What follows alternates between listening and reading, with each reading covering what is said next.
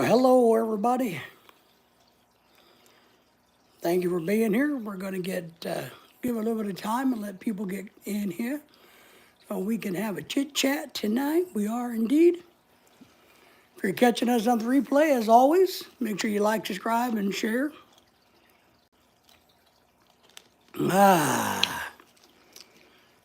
Feel free to join the Pack Nation. We have two different membership levels. One's $1.99 and for all the good average stuff, and one's $99 a month if you're needing a personal life coach and or someone who can help you navigate the trials and tribulations of life, dating, immigration, any of that stuff. So, or if you need just one-on-one with Lorelei and or myself. But most importantly, subscribe to our YouTube channel, become part of the group, make a lot of comments, ask a lot of questions, say hi to everybody, and go from there. Whew. But let's catch our breath and give some time to get all the wonderful YouTube and type of people in here. I know a lot of you guys are traveling this week. You guys are on your way to eat turkey dinner. You guys are on your way to go visit family and have a good time, hopefully. Hopefully. You won't have a lot of family drama. No drama with the baby mamas, no family drama, hopefully, is what will result this week for you guys, is what our hopes are for you as we get closer to Thanksgiving. Tomorrow night about this time, I think a little bit later, a few minutes later, around 6:30, we're going to have trivia, Thanksgiving trivia. So if you guys want to talk about Thanksgiving and the trivia and some of that good stuff behind it, thank y'all for all being here. Join us tomorrow night. But tonight, we're just going to kick back and hope you guys enjoy this. As you guys come on in, say hi, drop a chat, ask a question, sing a song. You know, it's better than watching the people sleep when they do their live streams. You guys ever seen those live streams where people just lay around sleeping and people are watching them sleep? Kind of creepy. Not very productive, but there's definitely people that do that. So I guess if you can get away with that. Nobody wants to watch me sleep. So Thomas is in the house. He says, play Fiend. I don't know what Fiend is, but thank you for being here. Thank you for the thumbs up. I hope you're doing well in your part of the world. I have no clue what Fiend is, my friend. Tell me what Fiend is. Give me more words. The only way I can help you is, as I tell people all the time, you got to give me more words. If you struggle with English words, just do your best. And I will help you along with the English terminology the best I can. It's a song. Well, I don't own any copyright songs, so I couldn't play it anyway because I'm sure it belongs to somebody. It's copyrighted. And if I play it, YouTube probably would not appreciate me doing that. I don't know the song, but just knowing how YouTube works, they don't like you playing other people's music because of copyright issues, royalties, and all of that good stuff. So right now, I can't help you out on that one. If that's what you're looking for, my YouTube channel is not one of those. So, well, I guess I just explained that to you. Too Rare Bryce. Playing Fiend apparently is a song that I don't know anything about, but I don't play other people's music. Well, I don't care if they love it or not. I'm not playing other people's music. Sorry, it's not mine to play. And I don't do that. So, Henry's in the house. HTN, thank you for being here. We appreciate you. So, good to have you. Hope things are going well in your part of the country. Busy day here. Busy too. Yeah, I'm not playing it. I'm not going to play it, period. And one, I've never heard of it. Two, it's not mine, so I'm not going to share it on my live stream. So I don't have any rights to the song. I can sing a song for you if you want. All you got to do is throw a whole bunch of money on the super chat, and I will be happy to regale you with some beautiful music of that I do know. But thank you all for the thumbs up as you came in. So, been a long day, but not bad. Nice, Henry. So were you able to get some things done? Is that why it was a long day, busy doing stuff? Or, hopefully that's all it was. We had a bunch of running around to do, and then, oh man. Thomas says the one word scam. When you don't put any adjectives or verbs and make a sentence, nobody knows what you're talking about. Oh, good, good. So you got a lot done? We're getting ready for Thanksgiving here, so we got busy today. I did some house cleaning. We got more to do, and we had to go to the store, and Lorelai has to have a cake for Thanksgiving, so we bought a cake. And we had to buy a pie for her work today. We paid like $17 for one pecan pie. Can you believe how expensive things are? Henry, I know pecan pies, pecans are expensive, so that's why she's like, man, why is she thought a pecan pie was going to be cheap. She volunteered to bring a pecan pie because she thought it was the cheap one. But I told her, I said, well, pecans are really expensive. So that's why pecan pies cost so much money. But we got a nice one for her to take to her job. I hope they appreciate it. You know what I mean? You know what I mean? So we did that today, and then I came home and cleaned the kitchen, doing dishes, doing laundry, trying to get squared away. I've been working on tomorrow's live stream about Thanksgiving and all that, and I'm trying to get organized for a couple of videos I'm going to make about cooking crispy pata and some other things. So been busy here too, Henry. Really has. Been on the phone a little bit with people saying happy birthday this week to me because I celebrate my birthday the week of Thanksgiving. Nobody knows really when it is. So I get a lot of friends saying, hey, happy birthday this week. We say it's on Thursday. So that way we don't ever tell when it really is. I'm having a lot of people starting to drop in and say happy birthday, So, but other than that, it's been pretty good. Looks like our two dogs are doing pretty good today. They're having both good days. I just fed them some leftover. My wife's not watching, is she? Yeah, I don't think Lorelai's listening yet. So I just fed them some leftover chicken I bought and mashed potato and macaroni and cheese. I chopped it up really fine and gave that to them.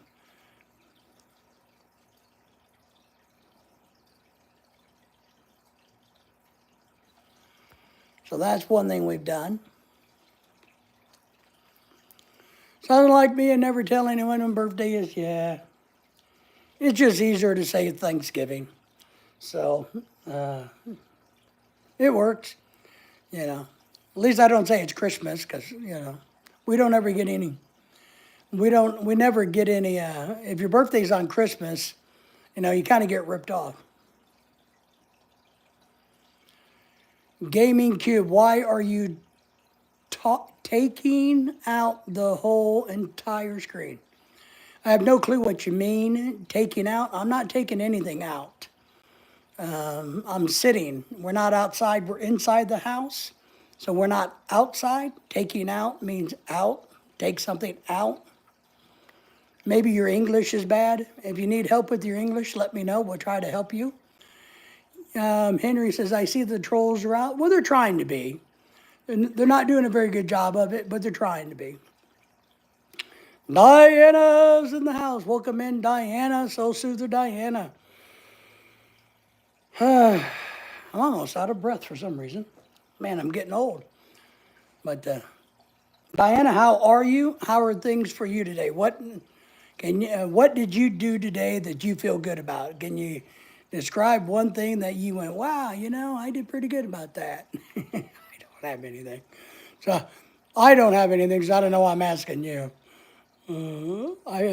I just feel like we've been trying to get ready for Thursday's Thanksgiving dinner. I went over the recipe for crispy pata. I was going to do it over 2 days, but I decided I'm just going to go ahead and do it on Thursday morning. You got out of the house, that's good. We got out of the house too. 8 people watching, 5 thumbs up. We got out of the house and went to a local store called Harps. I spent $17, $18 on one pecan pie so Lorelai could take it to work.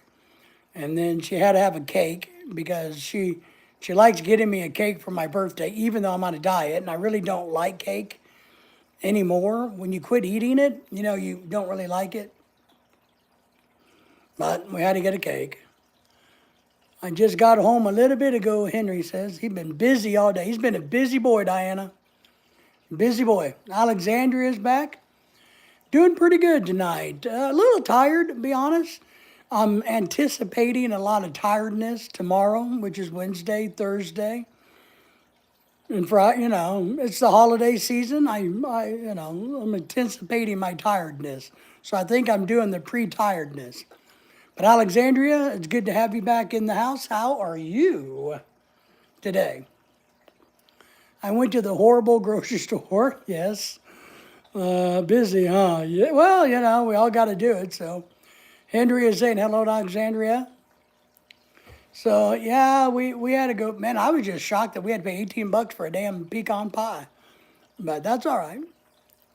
Doing decent today. Good, good. It's better than doing not decent. You know what I mean?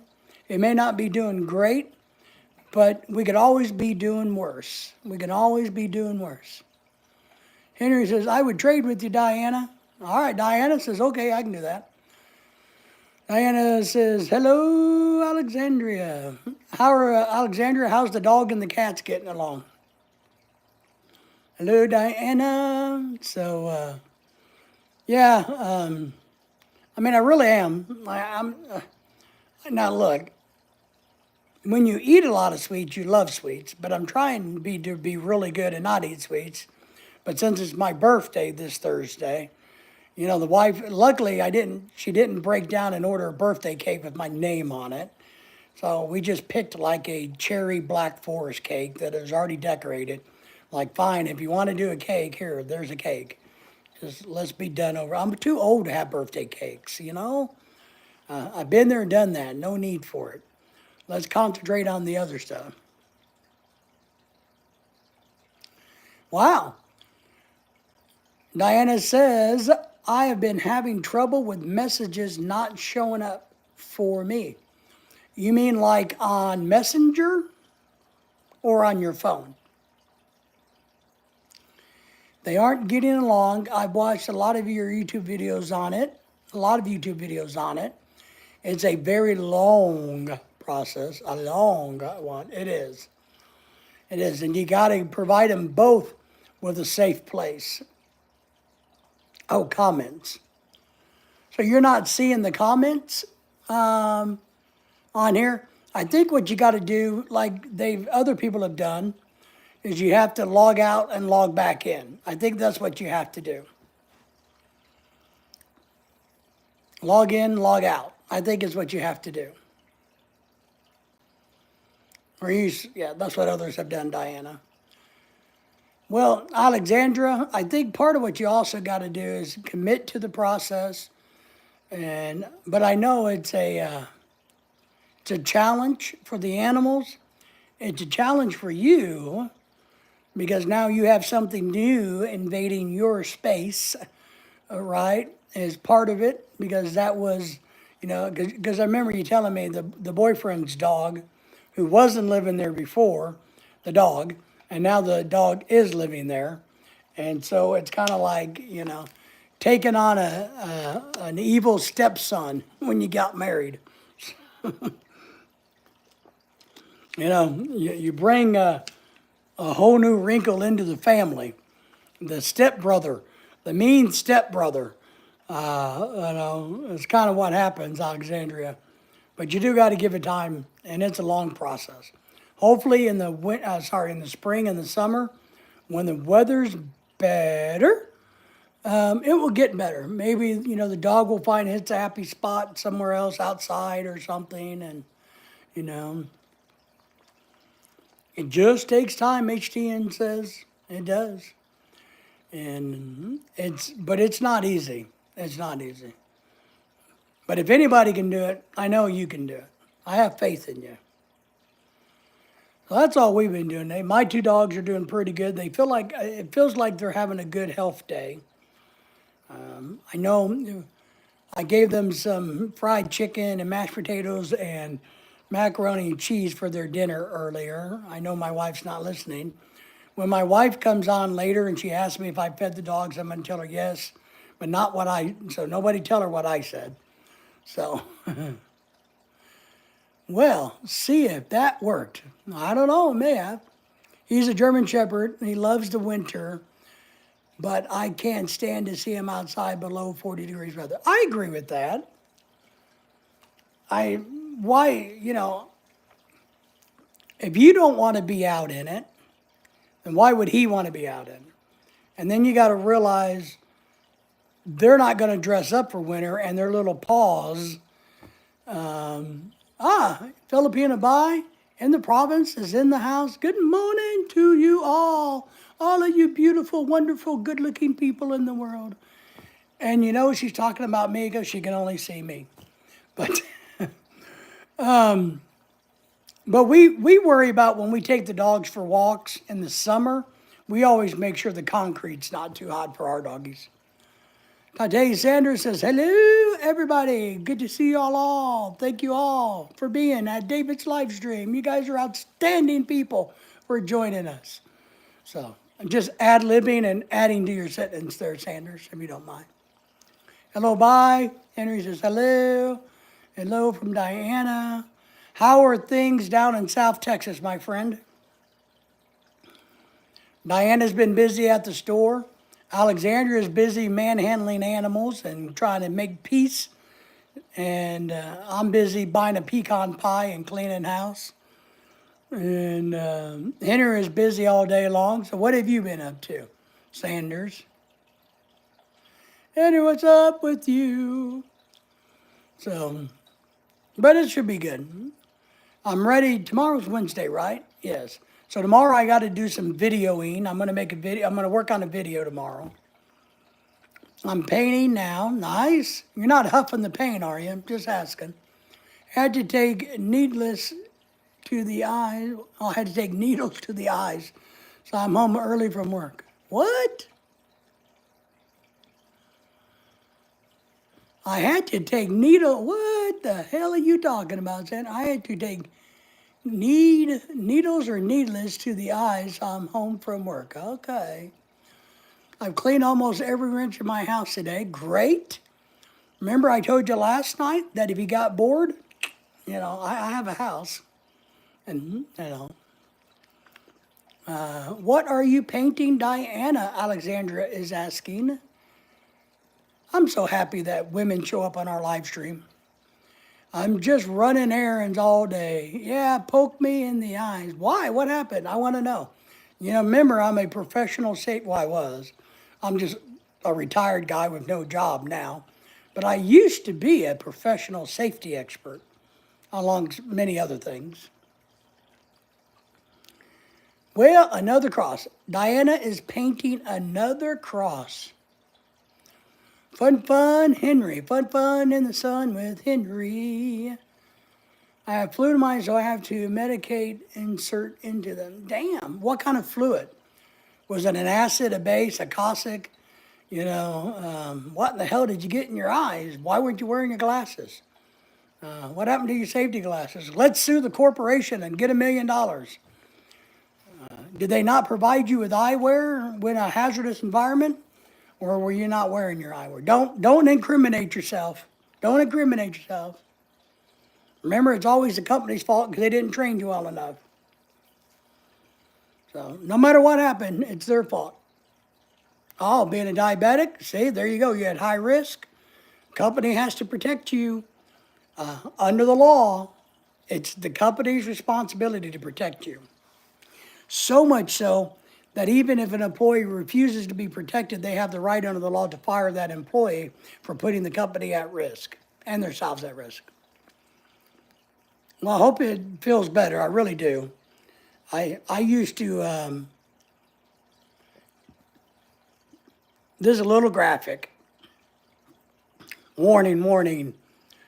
I used to take cow eyeballs fresh from the butcher. In my safety classes, I would drop acid on them so people could see how the discoloration works. I would also take cow eyeballs and shoot a nail gun in them. And I would put safety glasses over them and show how much a nail gun could go through the safety glasses. So, yep, just tons of fun running around. Yeah, the grocery store was really crowded and annoying. I hate grocery stores.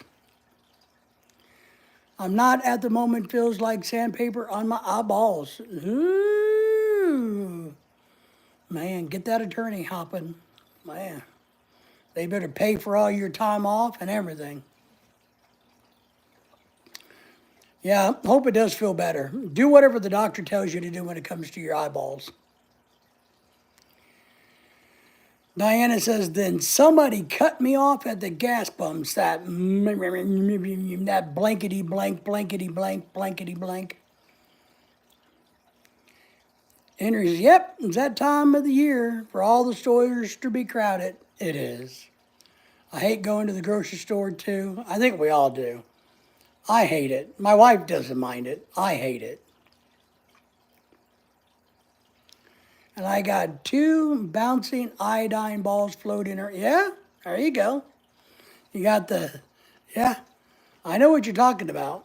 I know, I understand what's going on with you. Best thing you can do is rest them eyeballs, you know what I mean? And you know, yeah. Don't go to work tomorrow. Don't expose yourself to bright lights. That's the biggest thing. When you have eye damage of any kind, not that I'm an eye expert, but the key is not to do anything else, like exposing them to bright lights where you cause them to, you know, your eyes to do that. You want to be safe and easy with it. I think what we ought to do is start a new movement in America where when we want to go to the grocery store, everybody else has to leave. I would, let's vote on this. But whenever we want to go, we call the grocery store and say, look, we are coming, so they need to kick everybody else out so that we can get our grocery shopping done in peace. That's what I think. I don't know if you saw the big news today about Walmart.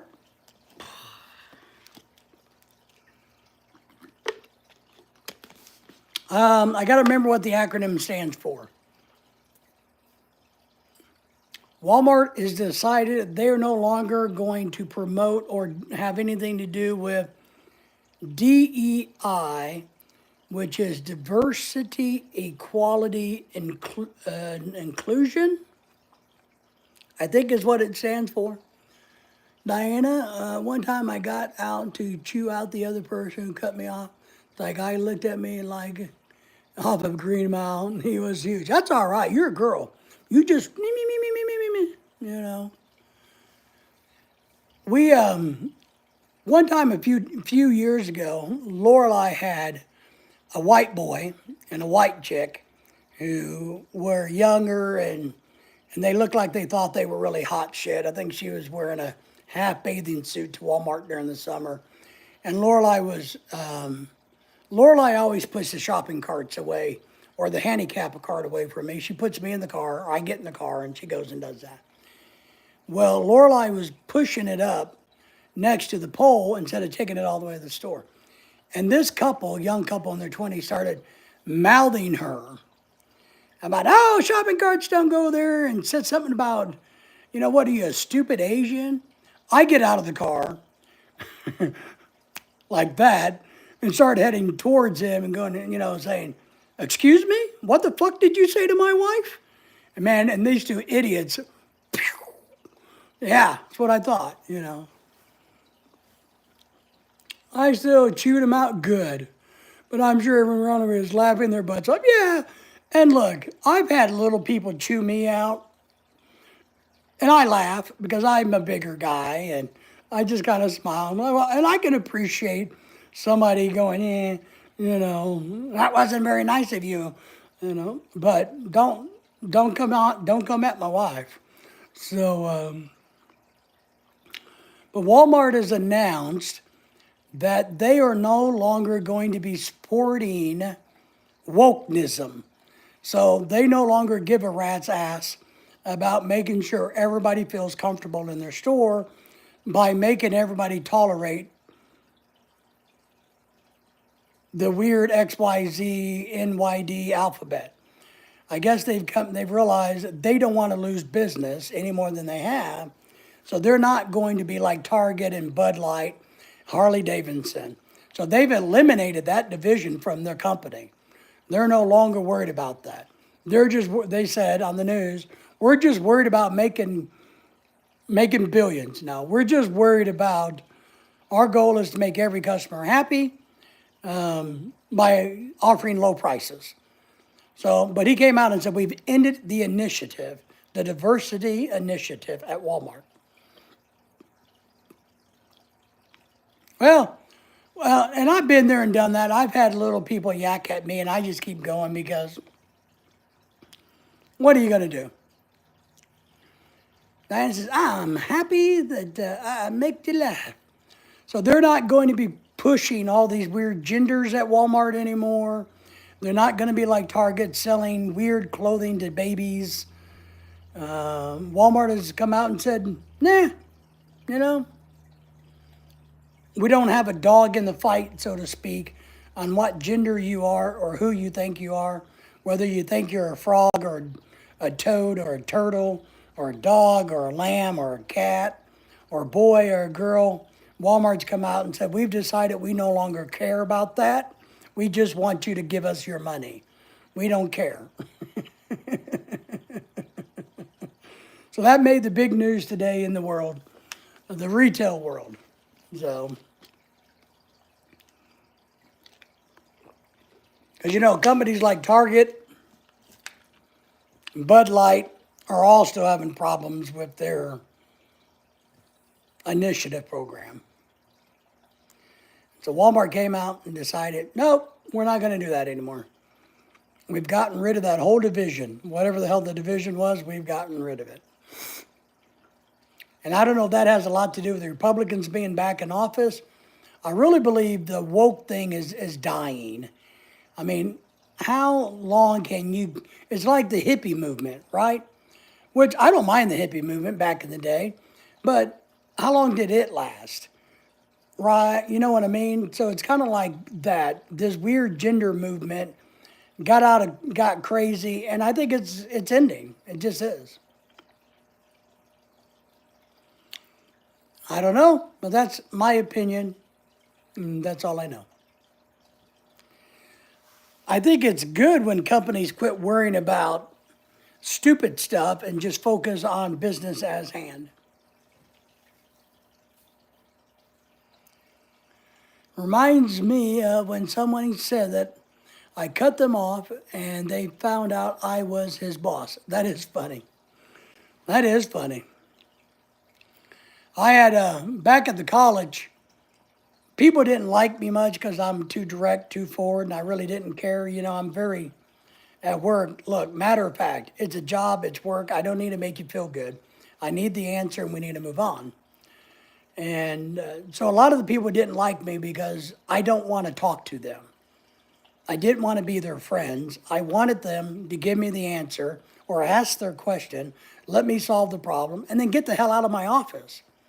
So a lot of people didn't like me, and I had a truck, and a green truck, and my boss comes storming in one day going, well, so-and-so is really mad because you smashed in the side of their car with your truck door when you parked and blah, blah, blah, and they're going to, if you don't pay for the damage, they're going to call the police, file a police report. And I said, what?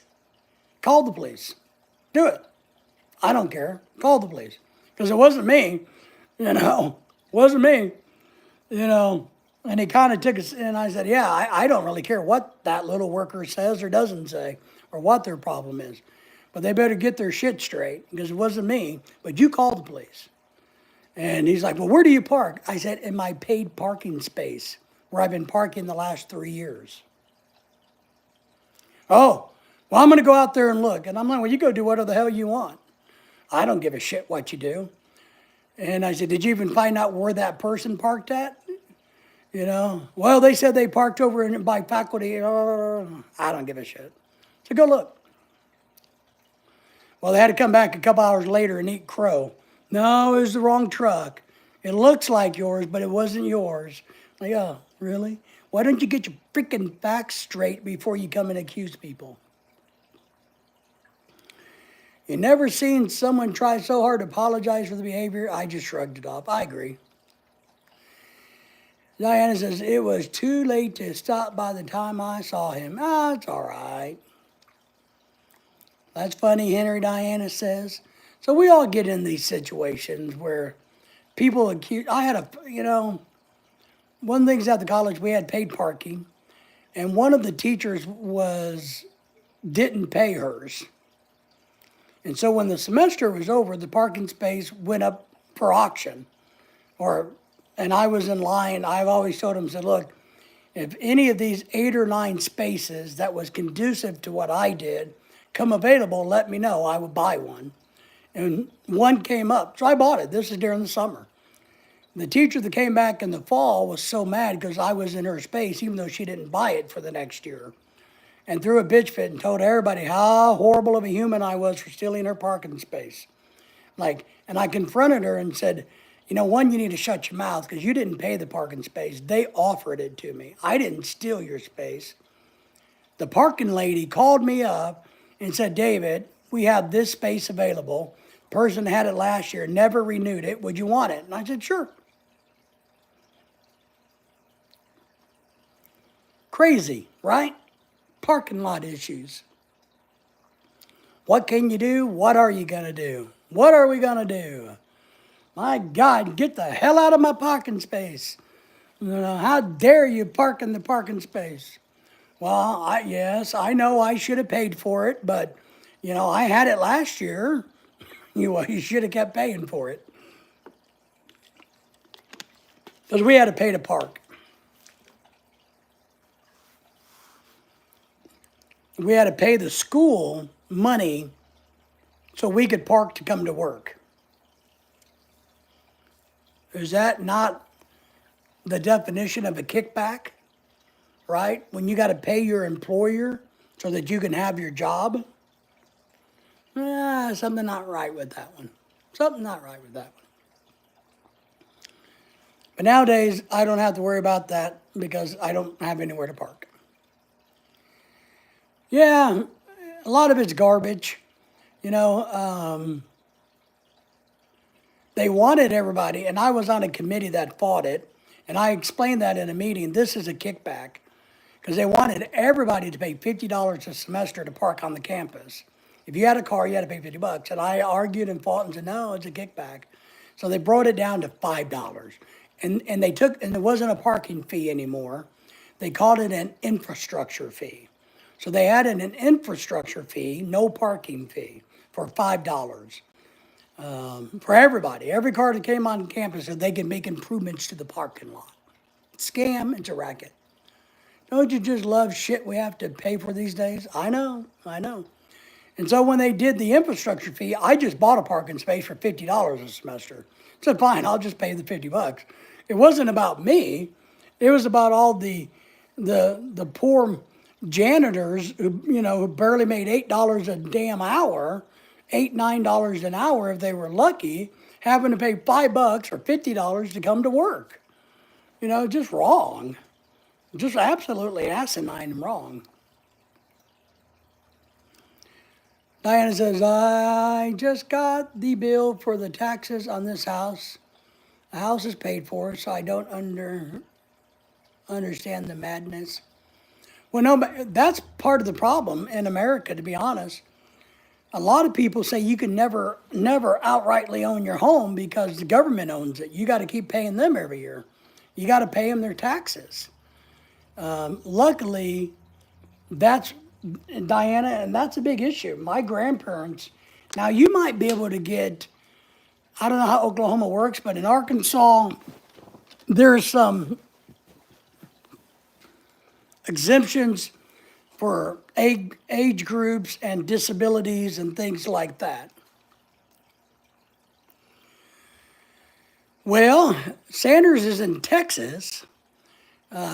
Texas is one of the higher states that you pay your real estate taxes in because you guys don't have state income tax.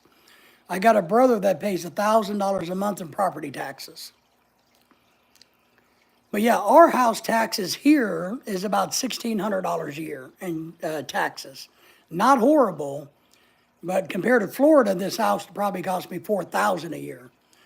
And that's part of why my big thing and why I'm working this YouTube channel so hard is because I want to get enough money that we can live debt-free so Lorelai never has to make a house payment, but she can come up with the taxes on a house in Alabama. Because Alabama is the same as Arkansas. I've checked the insurance, the taxes. We moved to Alabama. We are not plus or minus. We're about even. They have that here in Texas. Yes. Well, you don't pay state income tax in Texas, right? From what I understand. So they get the taxes like from your real estate tax and your car tags and other things is how they get their tax money, right? Yeah. Paying property tax sucks. But we do have some homestead credits here. I think I'm disabled, so I get a $300 homestead credit. That lowers mine a little bit. And there's some other things that you can finagle. I don't know what Oklahoma does, but you might look into that if there's some ways to help mitigate some of it. But yeah, Sanders, I got a brother that lives in the Dallas-Fort Worth area, and his monthly is right under $1,000 every month for the taxes on his house. Now, it's a big house. It's a nice house, but still, and it has 2 acres of land, I think. But still, that's $12,000 a year. Yeah, so that's it. That's it. And that's what's going to help drive it down, exactly. So that's what we have on this house. We have the homestead and the disability also. And Diana, since your brother lives there who's disabled, he might easily qualify for it. Or it may be justification to do it. Both got approved, nice. What the hell is a sinking fund? Diana, I've never heard of that. I know a lot about finance. I mean, a lot. A sinking fund. Let's look it up. In regards to real estate, right?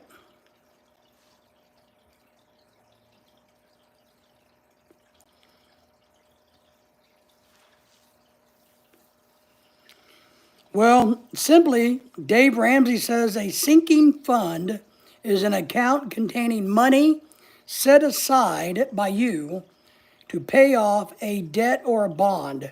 Sinking funds may help pay off a debt at maturity or assist in buying back bonds on the open market.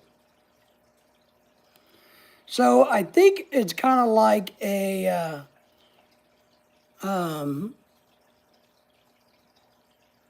IRA or an equity line. Not an equity, that's the wrong word. It's an investment that you put in. So like maybe you put $5,000 into like a CD. A sinking fund is designed only to be paid off debt or a bond. So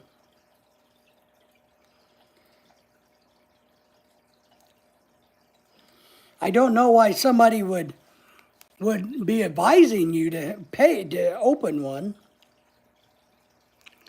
I have to pay 3 different sinking funds on this property tax. What I would do is ask what is that fund, what did it pay off, or what is it paying off? So who are the sinking funds being held from? So it's like 3 different bank accounts or money market accounts or accounts, annuities that you have to put money into so that when it matures, it can pay something off. So the question is, I would dig deeper, find out who has issued them and what they're for. And maybe that's how your folks paid their house off, because by doing this or something, I don't know. I don't know.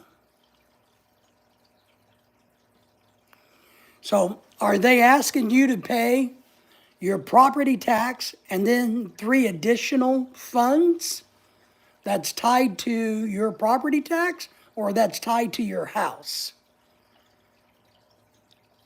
But surely somewhere on any of the paperwork, it should tell you exactly who, what, why, and where. And I would dig into that.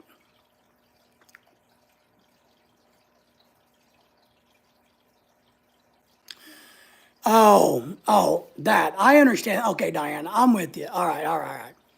That's different. That's totally different. All right. We call that in our state a millage. And what that is, I got to pay it on mine too. I don't have kids, it pisses me off. I don't have kids that go to school, but I'm paying a millage on the school, right? I'm paying money to go to the school, no, I don't have kids. That's what you're doing. It's really a millage or a tax. Your state or your whatever the agency is, they've created a fund, which is like us, a millage, that everybody pays money into on their personal property or the real estate taxes. It goes into that fund for the school district, and the school district used that money to pay off a loan they took out in the school district. In Arkansas, in most places, we call it a millage. It's basically like a 0.5 point or 0.5% that we get charged tax-wise that goes to our local school, even though we have nothing to do with the school. That's what a sinking fund is in this case. Same thing as a millage, just the way it is. Nothing you can do about it. The millage, the only way that you can not pay the millage is when the millage is paid back. And that's what a sinking fund is. Once there's enough money in the fund that the fund will pay the debt to the bank for the school system, then it goes away. It's eliminated off of your taxes. A general fund, yes. You got to pay the office workers. There's a building fund. You got to pay for the electricity. And a sinking fund on the schools, which are what we call millages. It's basically just a tax so that they can collect money to support the schools. But instead, how they've worded it is they owe a couple $100 million on the school system. So they're putting all of this money in a fund, which they're collecting interest on, to pay that debt out like in 10 years. So a bank or a financial institution has decided to loan the school $100 million. They created a sinking fund. All the taxpayers put the money in there. They collect the interest off of it, and it accumulates, and in 10 years, they pay back the $100 million. That's how it works. Butch and Lucy, life in the U.S. Just want to say hi. Hi. Keep talking. Well, I talk a lot. Butch and Lucy, it's good to see you guys. How have you been? I haven't seen you guys in a while. You guys got a great YouTube channel, if you guys didn't know that. So, how are you? What's going on, Butch and Lucy? What's going on in y'all's world? But Diana, that's what it is. It's a freaking millage. It's a tax. Once the debt is paid, it goes off, and you don't got to pay it anymore. So maybe in 5 years it matures, and it eliminates off of your property tax. That's what it is. Not a damn thing you can do about it. Not a thing. Marina is in the house. How are you doing, David? I'm doing great. Thank you for being here. Everybody say hello to everybody. We haven't done that tonight. I'm sorry for that. But everybody will say hi to Butch and Lucy for me. I appreciate it. And say hello to Marina. She's in the house. Great, another channel. You guys all get to know each other and say hello to each other. Happy Thanksgiving, doing well. God bless you too. Yeah, my birthday's, I'm going to shout it out. My birthday's always Thanksgiving. So it's always the last Thursday of the month. I've decided to rewrite the whole chronological stuff when it comes to birthdays. I think we all ought to pick a day like that, the last Thursday of a month, and say that's when our birthday is. So, oh, thank you. We're happy to have you here. Thank you for the thumbs up, by the way, if you haven't done that. Please do that. But everybody talk to each other and say hi and get to know each other. It's always a good thing. We're doing great. You know, our YouTube channel's starting to grow a little bit. So we appreciate everybody who's helping us grow. We've got memberships going and all kinds of good things, Butch and Lucy's. And so we're happy. Our channel's growing and getting bigger and stronger. I'm hoping someday it might actually make a profit, but I don't know.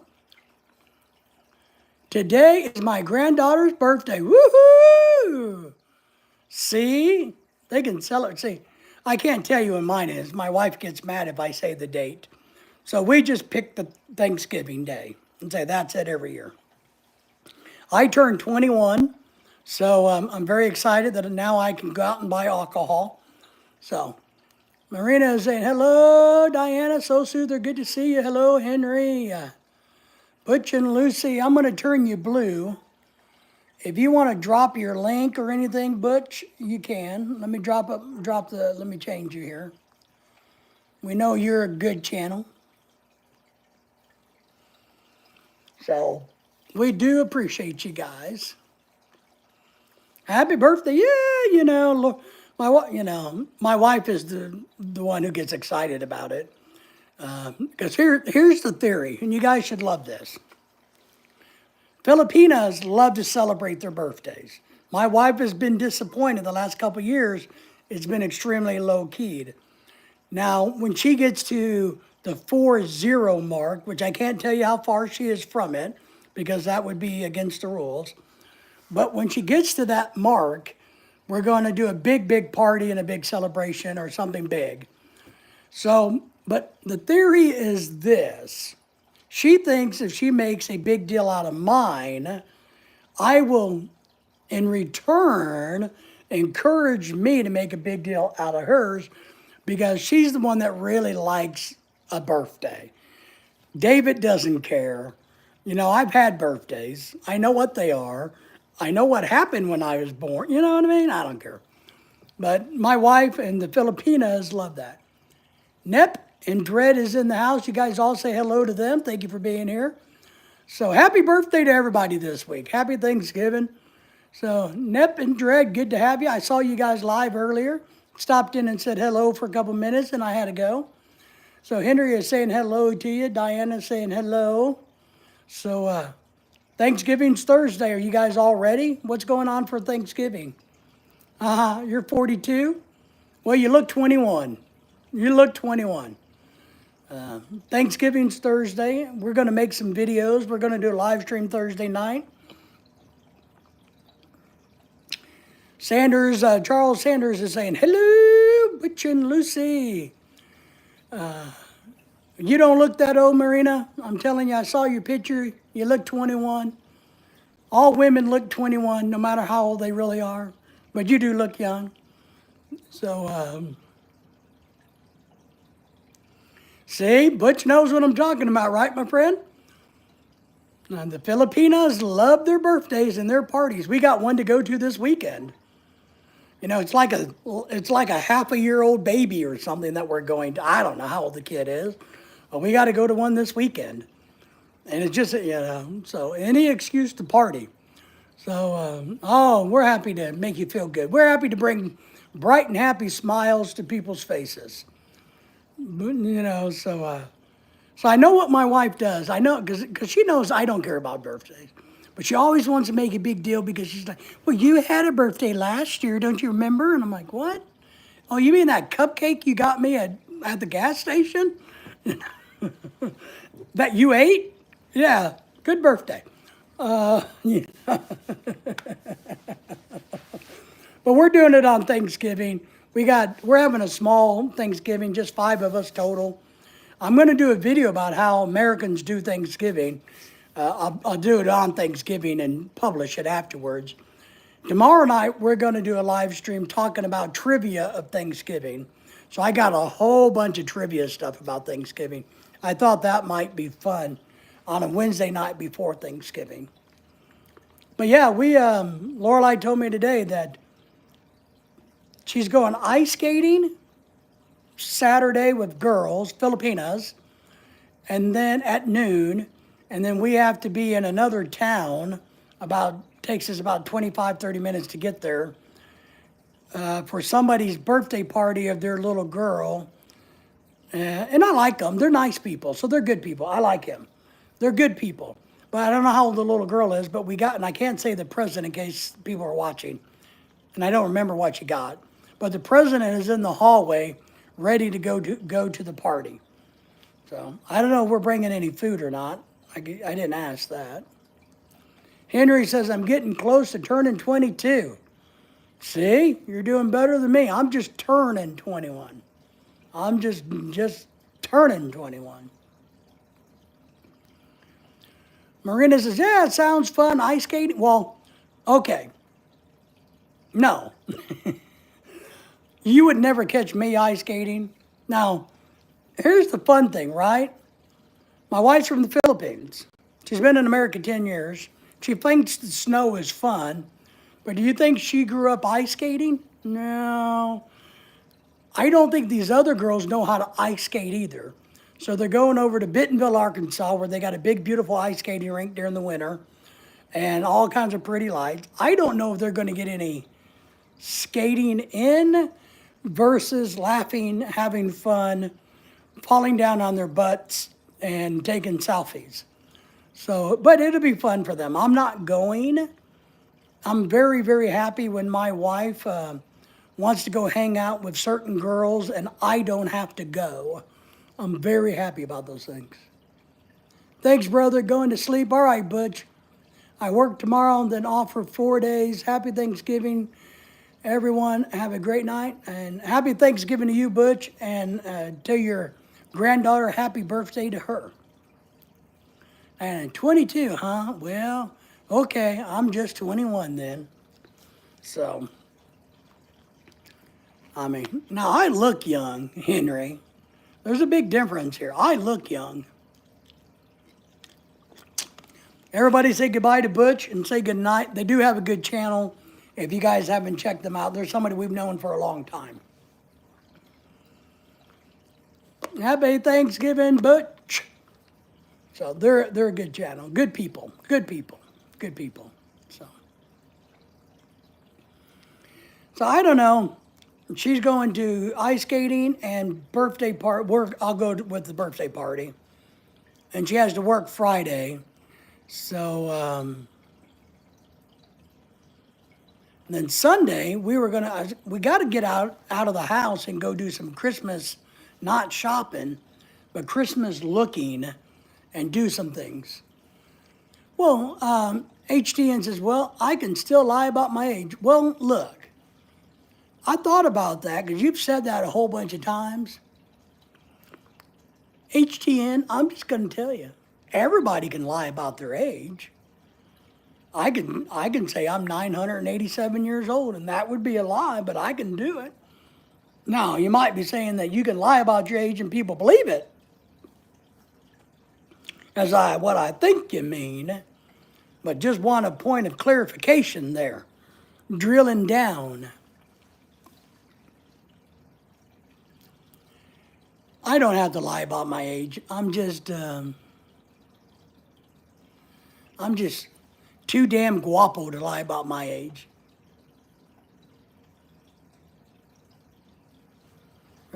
Let's see. Hang on. Looks like a small computer glitcher. You know, and Henry, I'll tell you this. When you're the most handsomest, you know, we don't have to lie about our age. We just let our beauty don't look my age. Well, I don't look my age, you know. Age is just a mindset anyway. I mean, there's days that I wake up, I feel 92, and there's days that I wake up feeling really good and I only feel 82. You know, it just kind of depends. Man, hang on. My heat. There we go. I was frozen. I used to fib about my age. My daughter told me I couldn't be the same age every year. I disagree. I think, you can do anything you want. I mean, I'm okay with it. We fib when we get pulled over to the police and say, no, sir, I don't know why you pulled me over, which is illegal in a lot of states for the police to ask you why. Do you know why I pulled you over? That's actually becoming illegal nationwide, but it's illegal in a lot of states. They can't ask that anymore. But we would lie and say, well, of course not. No, I don't know why you pulled me over. Even though I ran over that old lady in the crosswalk. No, why'd you pull me over for? We lied about getting our homework in. The dog ate it, right? Oh, yeah, I really studied for the test. I heard that a lot. So it's okay to. I could pass for younger than I am.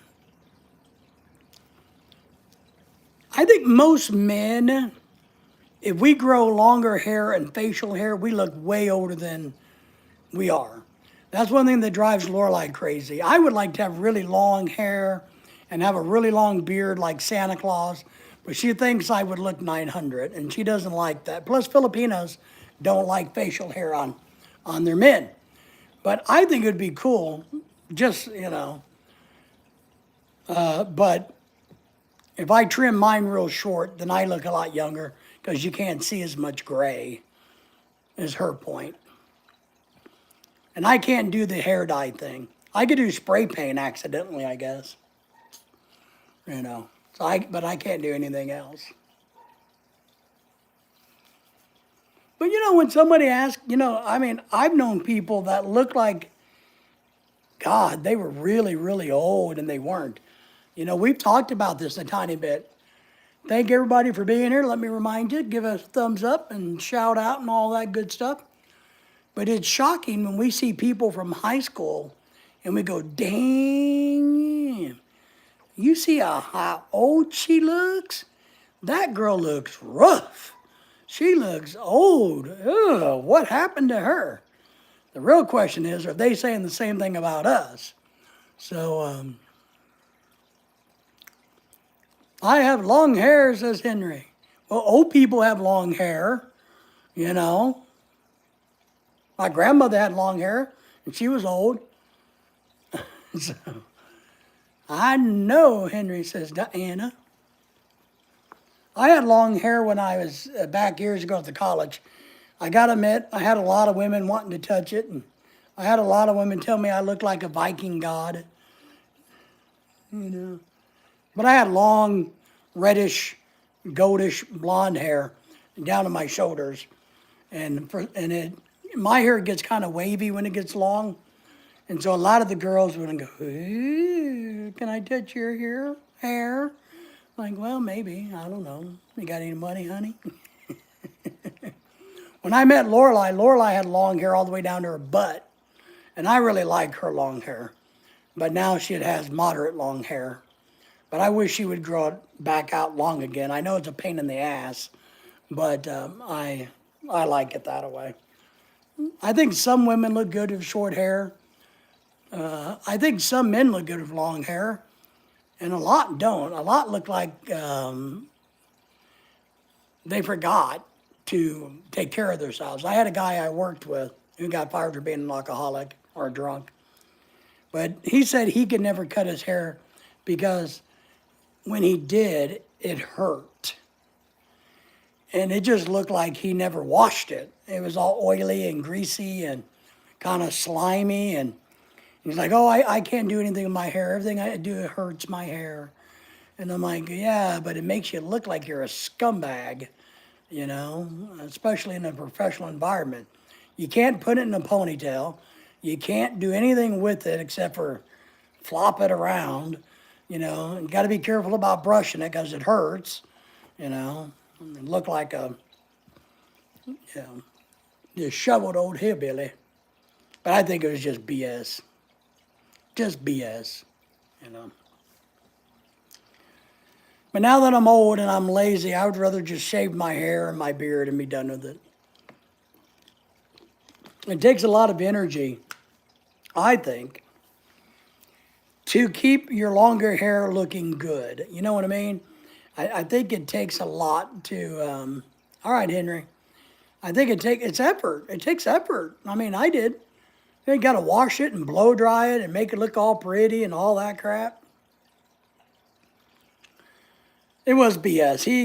He was just pathetic, weird, you know, and pathetic, sad and pathetic. I don't know what his deal was, but I don't like hairspray and hair. I've never liked touching a girl's hair and it crinkles, you know, but I don't touch girls' hair. But, you know, when you date somebody and you reach up and you go crunch, or mousse. Remember back in the 80s and the 90s when we all had that damn styling mousse? They even make that stuff anymore? Where your hair was like cement, you know, and you could break it, you know. That stuff was weird back in the 80s, man. That's how we did the spiky for the punk rockers, or whatever they were. And, but man, the guys were doing that moussey stuff and never got into that. Never got into that. 80s, now look, the 70s hair was good because it was healthy looking and free flowing. But in the 80s, hairspray and mousse came in and it became like a rat's nest. Like you could hide things in there, you know. You go out to a dance with a girl when you're, you know, in the 80s, right? You're dancing away, woo, and the hair never moves. Everything else is moving, but the hair is not moving, you know. You can light her hair on fire and it would burn because it had so much hairspray in it. HN says, I'm back.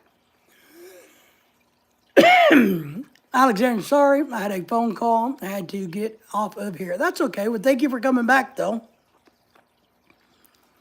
Now, Alexandria, you're young.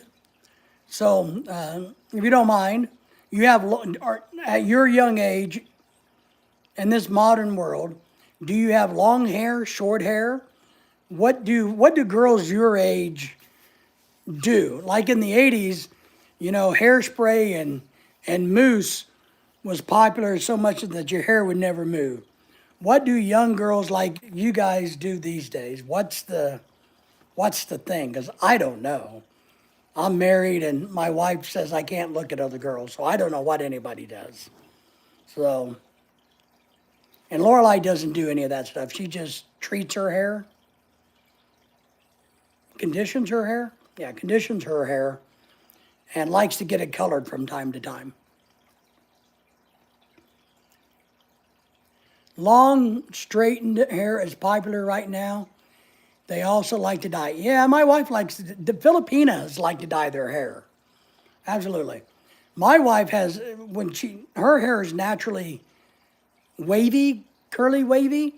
And when I met her, she had hair all the way down to her butt, and it was really nice hair. I mean, it's nice. So they like to dye their hair too. But we had her hair straightened one time, and neither one of us liked Lorelai having straight hair. It has to have some bounce or volume in it. But so long straightened hair is popular. All right. I guess my question is it easy to take care of? Does it cost money? They manually straighten it like we had done in the Philippines, I'm sure. And I don't know what I'll tell you this. The guys that go running around with a man bun, that's not okay. You know, suck it up, Buttercup, but don't put your damn hair in a man bun. A man bun is not okay. I don't know where that came from because you're not Japanese samurai. You're not a Japanese sumo wrestler. You're a freaking American. Don't be putting your damn hair in a bun if you're a boy. Just put it in a ponytail. Be normal. Are hideous. They are. I mean, it's, I don't get it. It doesn't look cool. It's not good. Man buns are bad. Emmanuel's in the house. Hi again. I was on your last live. Do you remember? Yes, I remember. How are you tonight? Thank you for being here. Thank you for the thumbs up. How are you doing in your part of the world? What's your temperature? Give us some information. Everybody say hello to Emmanuel. It's funny how girls with straight hair want it curly and girls with curly hair want it straight. I know. So you doing all right? Good, good, good. Thank you for being here. Appreciate you. Hope all is well. It's Thanksgiving week for us. I don't know about you, but it is for us. We're going to have Thanksgiving dinner. Minus 14 degrees. Well, that's too damn cold. I just can't help myself when I see someone in a man bun. Just bird, I lose credibility for them. Look, if I saw a 6'5" male, all buffed up, built like a brick shithouse, and then I see that he has a man bud, all that respect and admiration goes out. I mean, it's right out the window. Man bun makes you...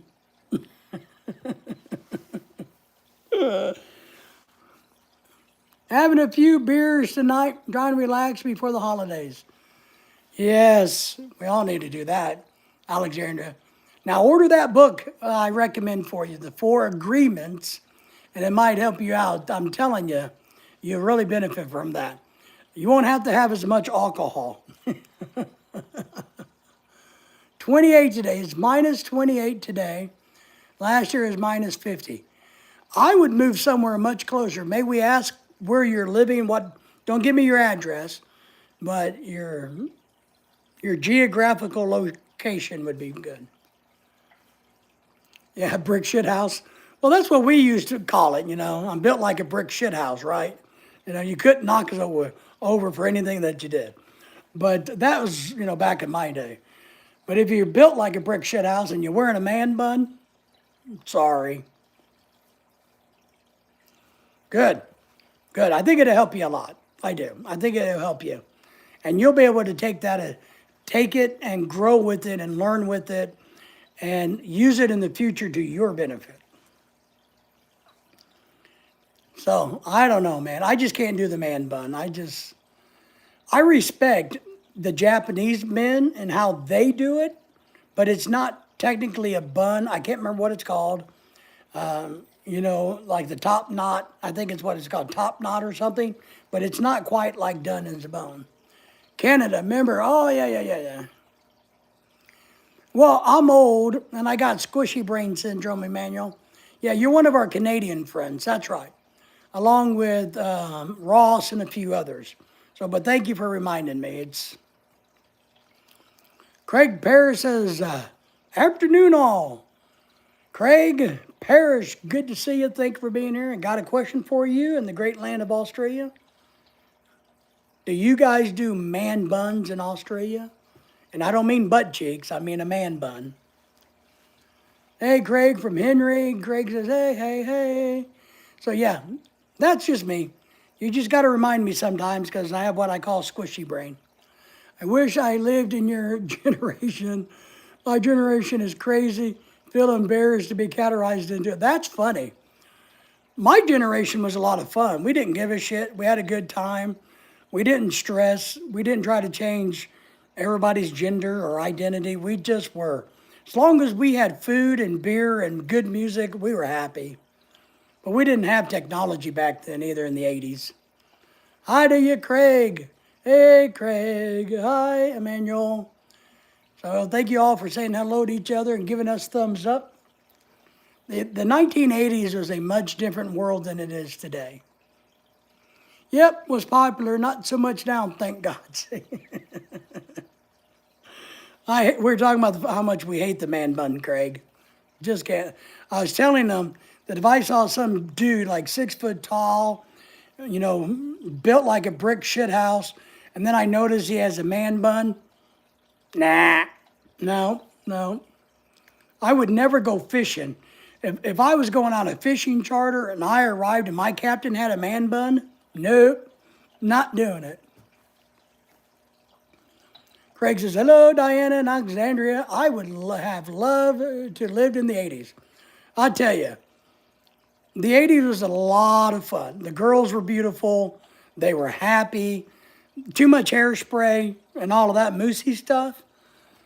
The booze was cheap. The food was good. And the music was really good.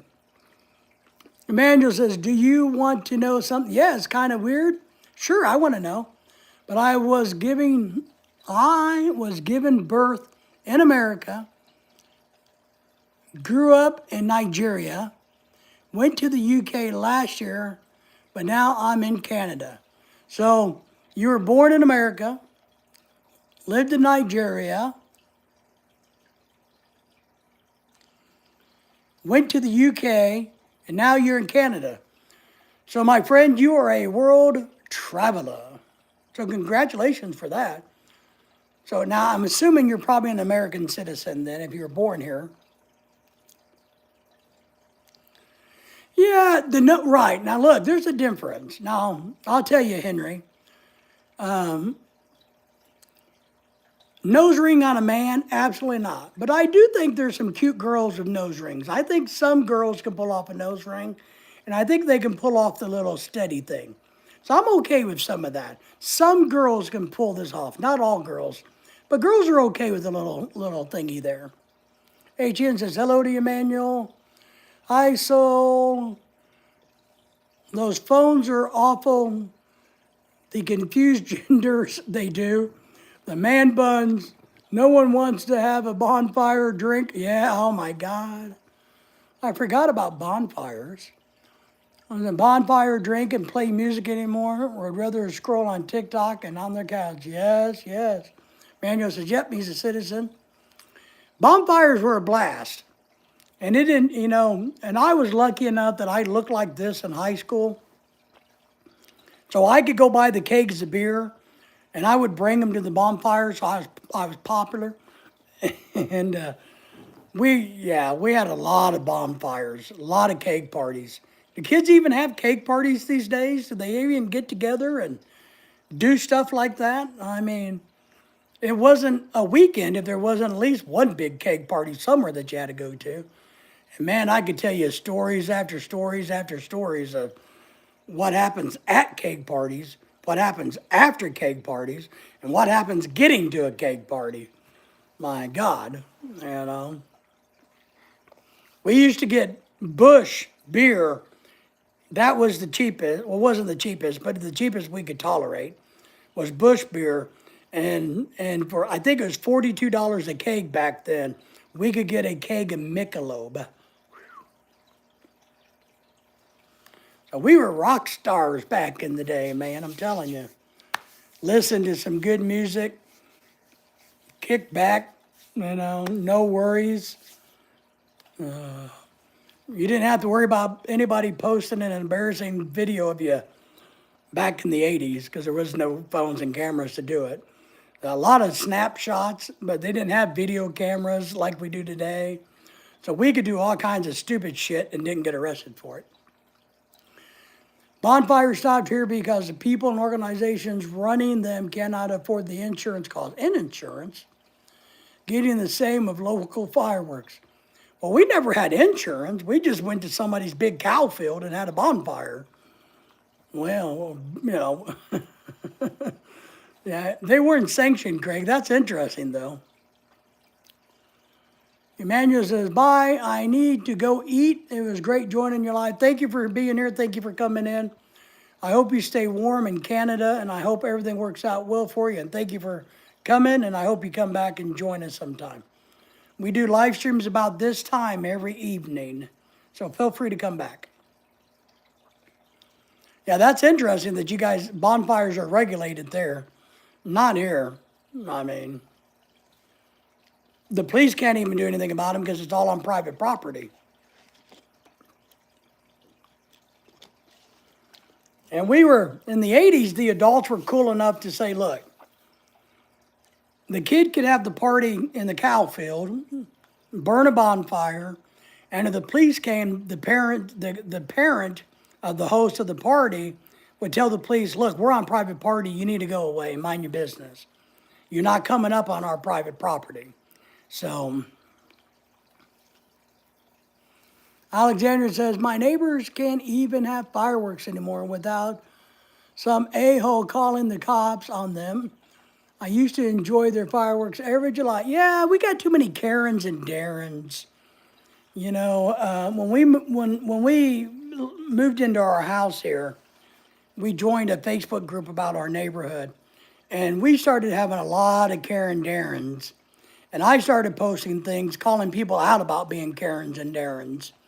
You know, and I was like, they would complain about a kid or a dog. I was like, oh my God, if you're going to be a Karen or Darren, why don't you go buy 10 acres and live by yourself? You know, you bought in a neighborhood where there's people right next to you. You know, if you don't like kids, go live somewhere else. If you don't like dogs, go live somewhere else. You know, quit bitching about somebody's whatever, because you sound like a Karen or a Darren. Wow. Local councils used to run yearly ones with lion clubs, etc. Yeah, we did that. I haven't, ours don't do that anymore, Craig. But it wasn't because of insurance. What they would do is somebody at the Lions Club would say, look, come do it out on my property. And there was no insurance needed. That's how we did it. But I guess, because there was never any public ones. It was always on private land.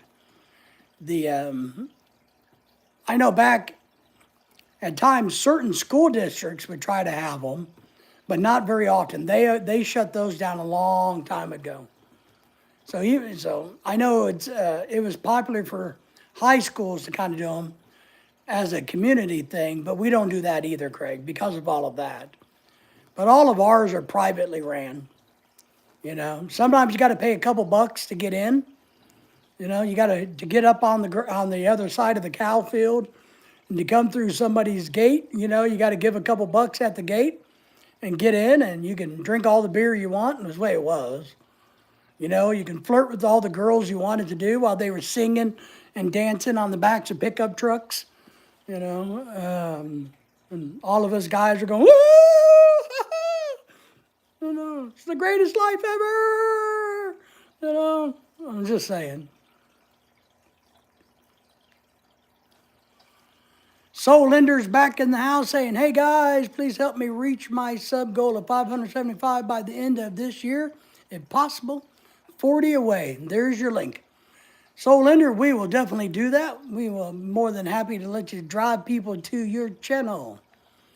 I need 470 by the end of January. That's my goal. 470 by the end of January.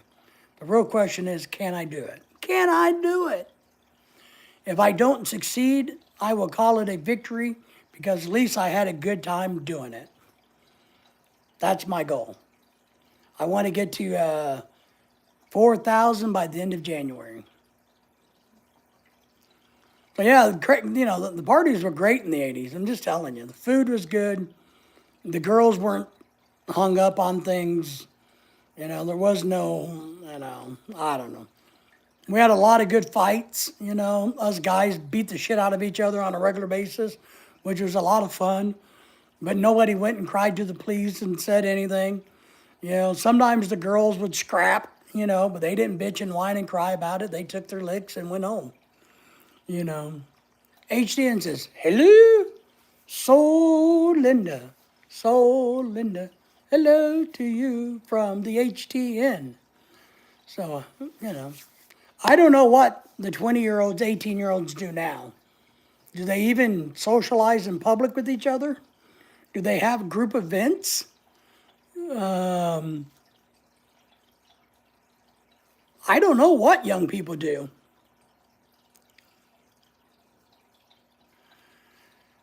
Solinder Craig, who has a great YouTube channel himself, is asking, what's your channel about? Tell us, give us a reason or tell us what we would find on your channel. I know I've been there, but Craig's asking. So let us know what wonderful, handsome-looking people like us could find when at your channel. And Solinder is a young person too. I mean young, anybody younger than me. Alexandra is, young, but she's not a young, how to say that? They're not kids, they're young adults. So I'm trying to get away from using the word kids when I talk about people in their 20s, because that just makes me look old. Right? Am I right about that, guys? If an old man, doesn't it make us look older when we look at a 20-year-old, a 20-something, and say, well, he's a kid? I think that just makes me look old. 99% younger than you, David. That's right. Just imagine if the internet went away for a few months. Oh my God, wouldn't that be great? I think people today would go crazy fast. They would. But I think after 6 months, they would probably go, man, I'm having a time of my life. I haven't been this drunk in ever. It's a mix of content, soon going to be probably gaming, but soon coming out with a podcast. Okay, so it's a mix of content, soon going to be probably gaming, but soon coming out with a podcast. Okay, all right. So what kind of podcast are you going to be podcasting is the question. I think I know what my channel is about in detail. I think we finally figured out what we're doing on this channel. We talk about everything. Anything that it deals with Lorelei and I, our life as a couple, our dogs, fishing, everything that we do. And I know it's a shotgun thing, but on our channel we try to talk about everything. Immigration, to dating, to relationships, to divorce. We're not divorced, but we know people that are. Doggies, traveling, cruise shipping, fishing, eating. Everything, that we can come up with as a married couple is kind of what we do. We're kind of turning into vloggers, which I didn't know that was a real thing. And how did the word vlogger come up with? How did we go from, just being storytellers? I feel like we try to be a little bit of a storyteller. Maybe Lorelei will do a live stream tomorrow night after she gets home from work, because she's off on Thursday, which is Thanksgiving. I'm going to do a live stream tomorrow at 6:30 talking about trivia of Thanksgiving. But she may come home and do one during, at midnight or 12:30 herself. Talk about whatever she's going to talk about. Do what you enjoy. I would agree.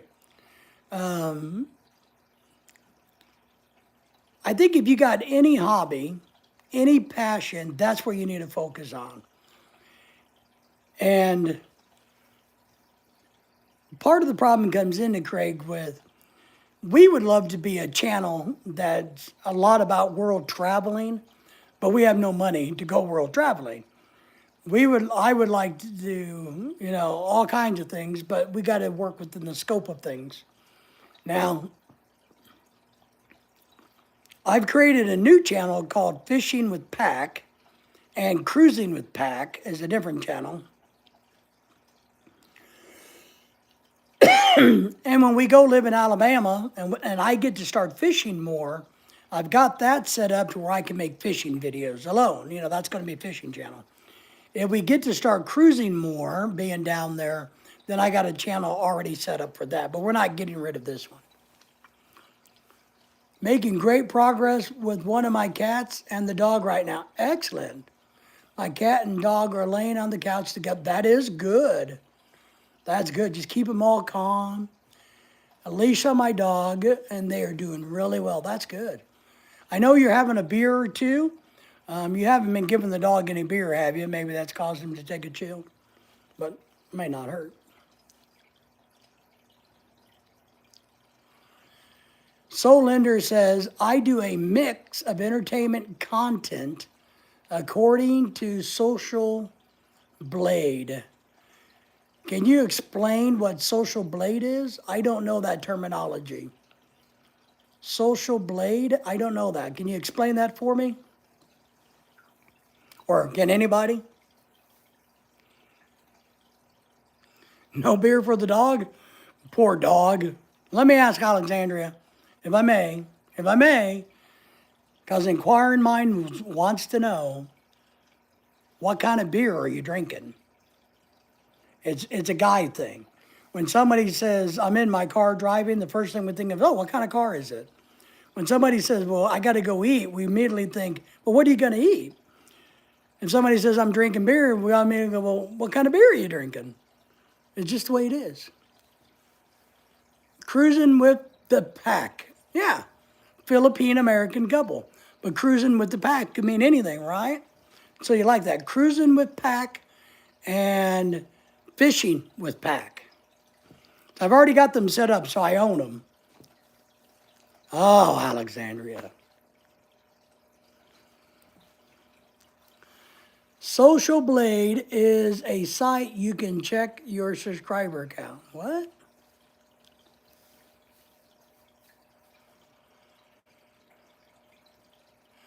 Social Blade is a site you can check your subscriber count on? Well, why don't you just look at YouTube? It tells you right there. I mean, I'm not trying to be dumb, but YouTube will tell you what you're, why would, I don't understand. Maybe you can explain more to me because that I don't understand. Alexandria is drinking Bud Light. Well, I like you, Alexandria, so I'm not going to hold that against you. We're going to pretend that that's Guinness or something like Heineken. We're going to pretend that it's a better beer, all right? I didn't see, that beer on there. I'm going to give you better credit. Not going to say anything, Henry C. I'm sorry, but it's my go-to beer. That's funny. That's funny. And I don't even care about the social media drama, the whole wokeness. I've never been a Bud Light fan at all, or Budweiser fan. I like Michelob, but I'm more of a dark beer, a German beer guy. But you drink what makes you happy. We won't hold it against you. Just know if you ever come to my house, you're not going to find any.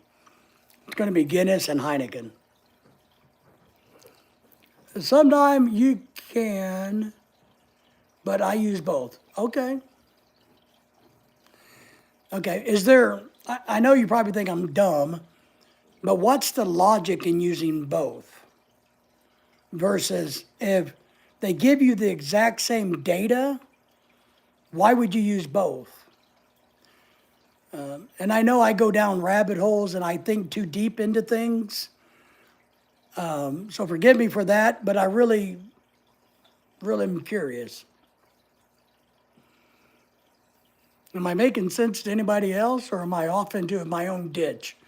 Am I laying in the ditch all by myself, on this one? Which I've been in a ditch or two. I've been in a couple of ditches, well, not accidentally, but. So I drink Michelob Ultra. All right. Don't like it either, but, at least it's not Bud Light. It's in the same family, but, I like Michelob Amberbach. Is the only really Anheuser-Busch product I like. Is the Michelob Amberbach. But your girls, you can drink anything you like. I like wine coolers. When I was Alexandria age, I really enjoyed Seagram 7's wine coolers. Bartles and James wine coolers. I really like Bartles and James wine coolers. Those were really good. I could drink 50, 60 of them in a night. I wouldn't remember what happened the next day, but I could do it.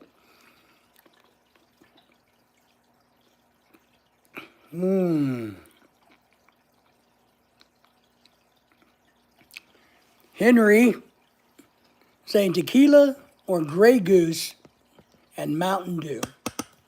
I'm going to show you my girls. You guys ready for some sexy girls? Here's the sexy girls. Look at that.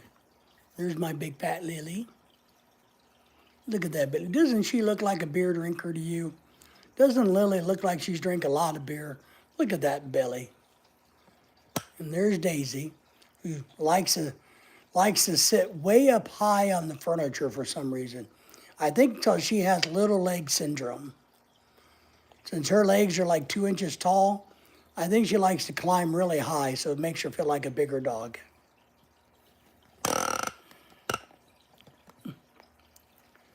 All right, let me get back here. Tequila, woo, man. I've had some bad nights on tequila when I was young.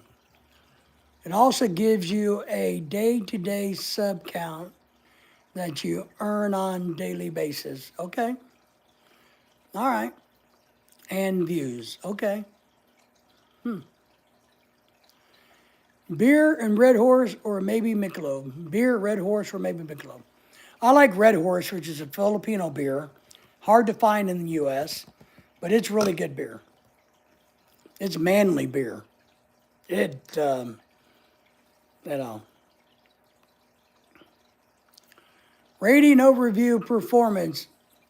Estimate income and ranking with country. Not that accurate, but can use the numbers how you want. Right, Social Blade? Okay, that's from Craig.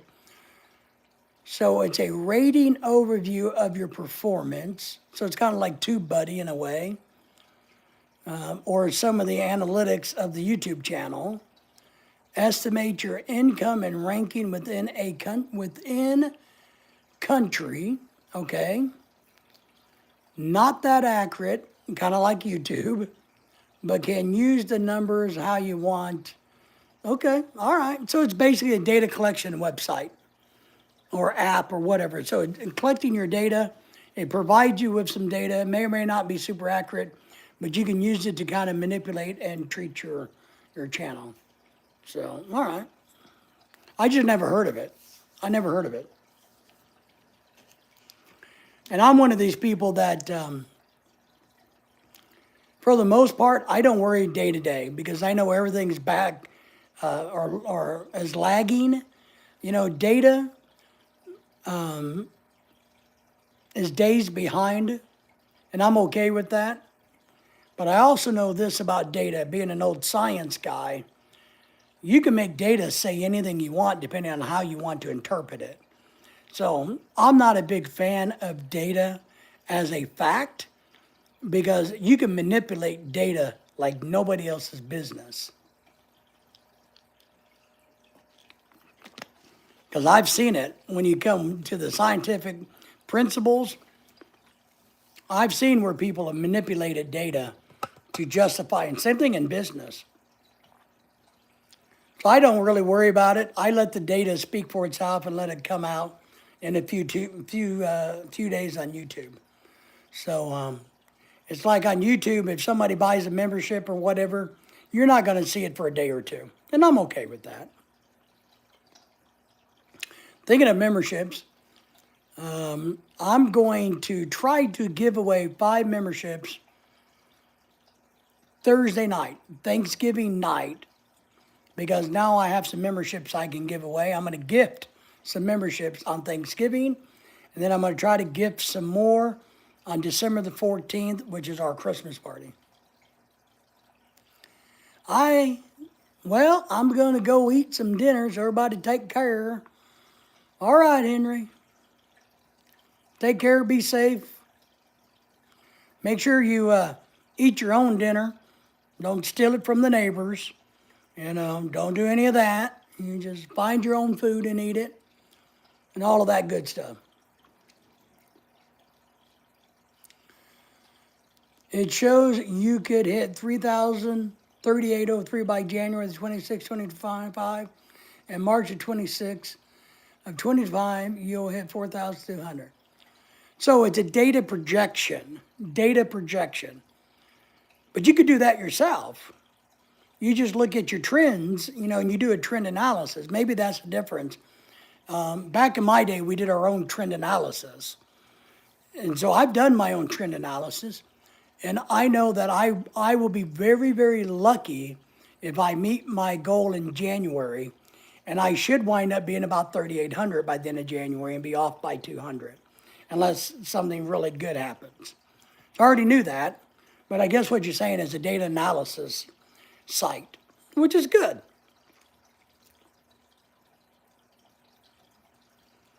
March 26, 2025. So yeah, and because what you got to understand is you start picking up, it's like a snowball effect. It's harder to grow, but the bigger you get, the faster you grow too.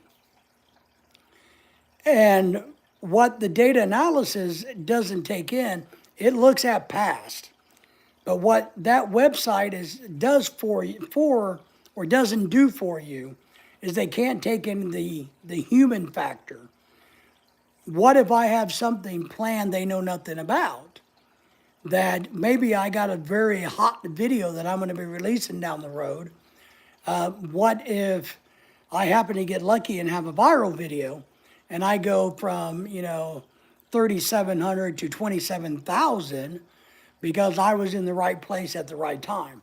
So there's so many variables when it comes to data analysis, it's really hard to predict. I think it's fine to try to do that, which could help you guide your way to wherever you want to be.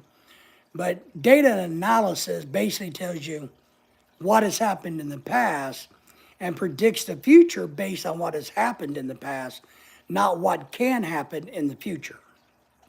So that's the problem I have with projections.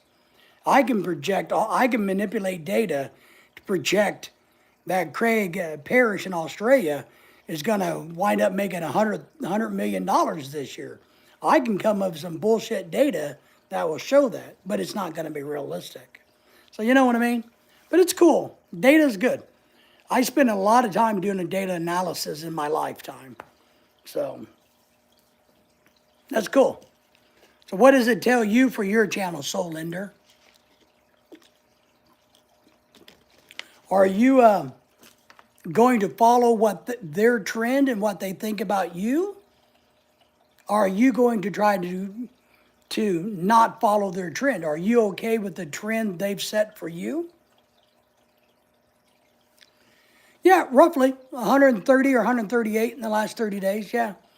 But YouTube tells me that too. I didn't have to ask anybody else. YouTube provides it for me.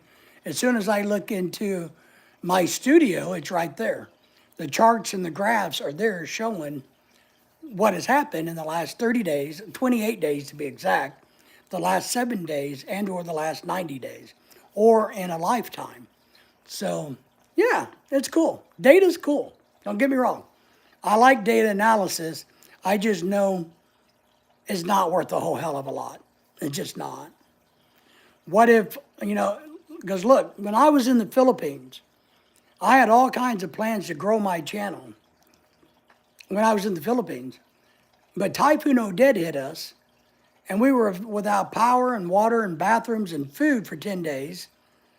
So, and then we were out without power and internet for almost 3 months. And I did no videos in 3 months. So it couldn't take in the fact of what happened to us there. I'm graded a B minus, and I'm graded a C. So that's good. I think a B average is perfectly fine.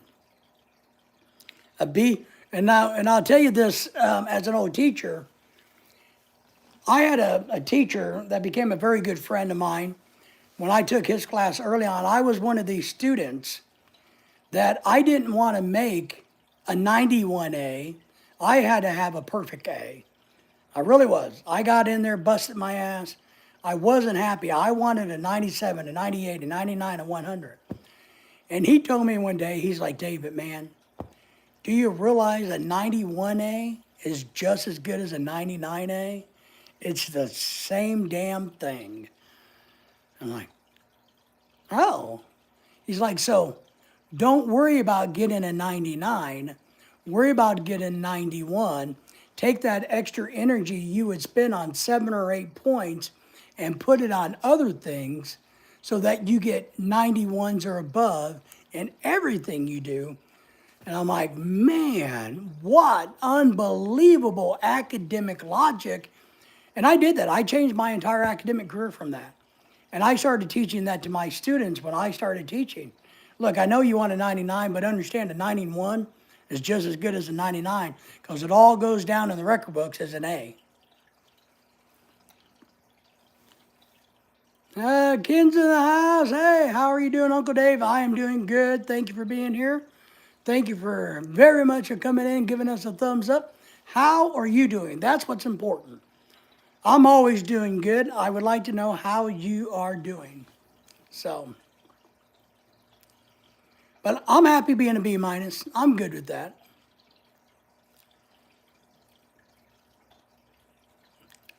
Soul Lender says, my girlfriend says hello.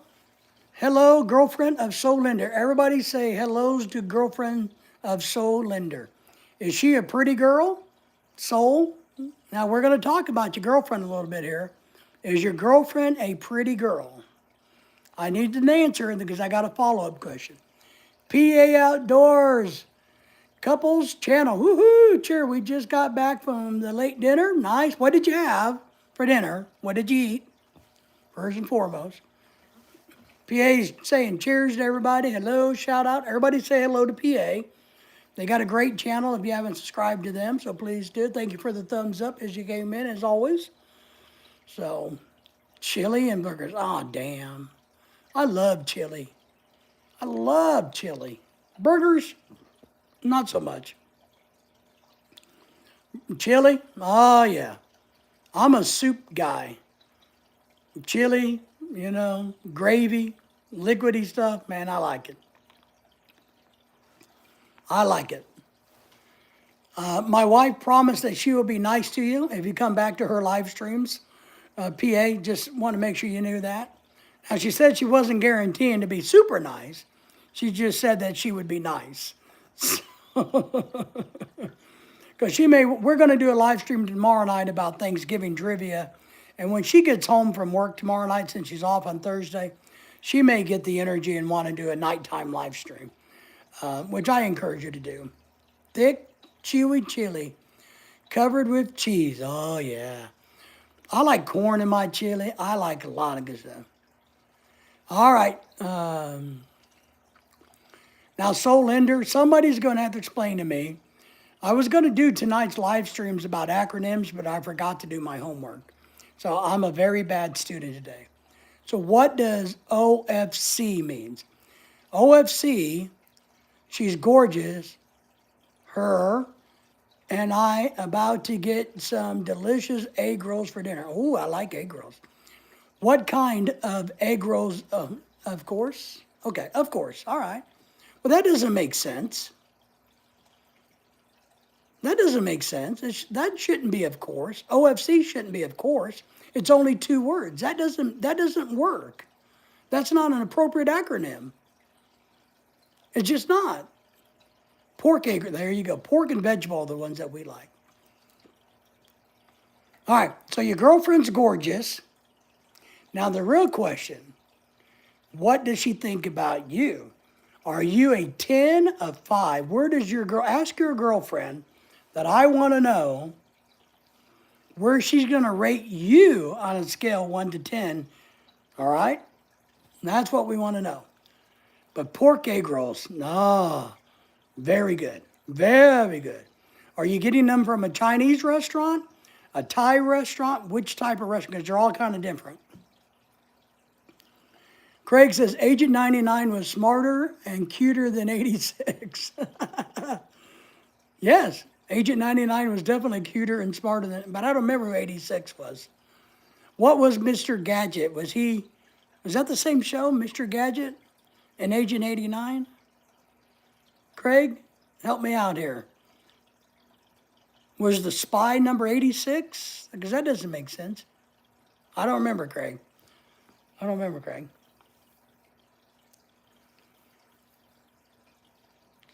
She wants to know what kind of rating you are asking. 1 to 10. 10 being the best, 1 being the least. Scale 1 to 10. 10 being hot stuff, 1 being not hot stuff. Scale 1 to 10. And don't lie. I know you're typing the answer, so don't lie like I would, because I would lie. I mean, I have, so look, there's no question. I would just tell you my wife says I'm a 10. And I'd be done with it. I have no problem cheating and lying, telling stories. So,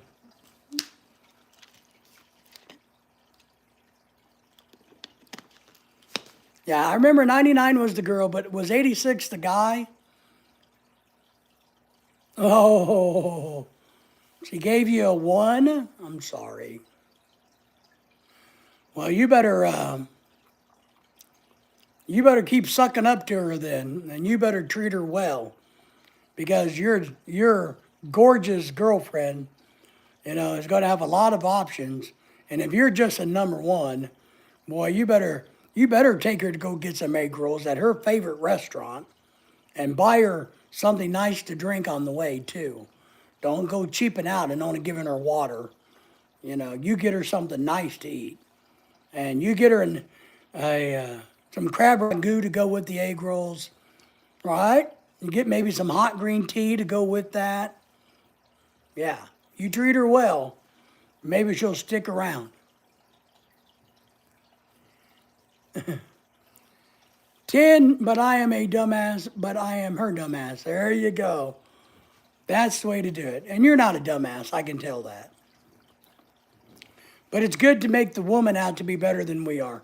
I know sometimes we got to lie and say our women are smarter than we are. They're prettier than we are. They're better than we are. I know sometimes we got to lie about those things. So it's okay. It's okay. I understand. I know how you really feel. I get it. No.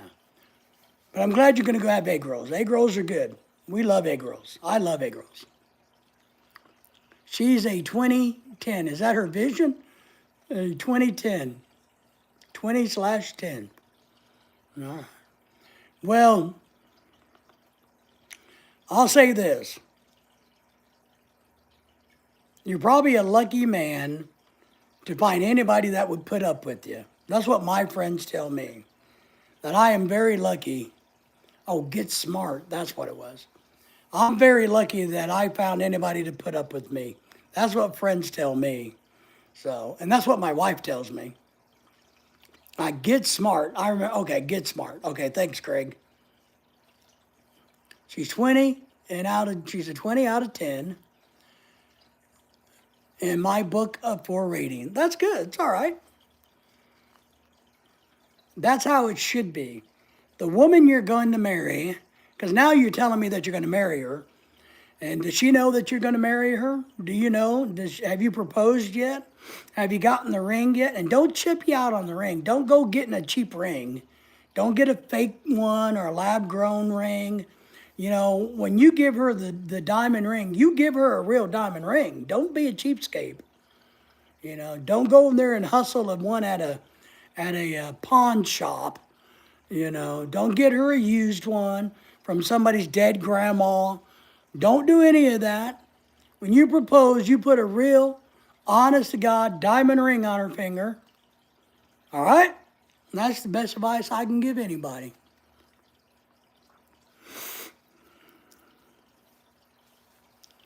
My wife, when we were dating, I didn't have to worry about the engagement ring, what it was. Okay, Max, which was Get Smart, was 86, Agent 86. Okay, all right. I was lucky. My wife told me early when we were together what diamond ring to get her. She gave me complete instructions on what to take to the jewelry store and tell the jeweler to make. So I walked into my jeweler, who I knew, and I told him, I said, okay, I need an engagement ring. And he's like, oh my God, that's a freaking miracle. Whom the hell are you getting married to? is what he said. And I said, well, I don't know, some damn girl. But I told him, I said, my wife sent me, at the time, my girlfriend, my whatever, sent me a list, and she wants the diamond ring to be like this. And he pulls it up and looks at it and goes, oh, oh, okay, I hope you have money. Like, shit. The more dinks you give her, the better you look. There you go. That's it. That's it. But it was. And so I had a custom engagement ring made for her. And to her exact specs. Carat, clarity, what's the 3 C's? Carat, clarity, and something else. What's the 3rd C? She helped me through my difficult times I've been dealing with this year so far, especially with people I lost in my life so far, and this has helped me to keep doing YouTube content. I agree. Here, my wife says this, and this is some relationship advice. If the girl or the boy likes you when your life is at the worst, when you're the most depressed, when you're the most angry, when you're the sickest, and they're willing to stick around, then you really need to pay attention to that, because that's a good thing. So that's a really good thing. I do believe that YouTube, even though we all want to become rich and famous like Mr. Beast, YouTube provides a valuable service for mental health. It has helped me with my mental health, because as you guys all know, I taught, I was busy, I did so much stuff, and then I no longer have a job, I can't work. And YouTube has given me the outlet to be a little bit of a teacher, a little bit of a leader again. I lost a cousin to cancer, lost a sister-in-law to it. Wow. Sorry to hear that. I know you're a young person, and I don't want to depress you, but I'm going to tell you a sad fact. You're going to lose a lot more people than that.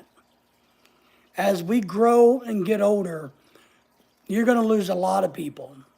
And you're going to become the old person that's still alive, because I'm in that boat. I'm out to pick up the takeaway. Woo-hoo, what are you going to have for dinner? Come on, man. More fish and chips, I bet, which, you won't give me any of. I have lost a friend, too. Yeah. We've all been that. Life is a journey, and as bad as it hurts and as sad as it is,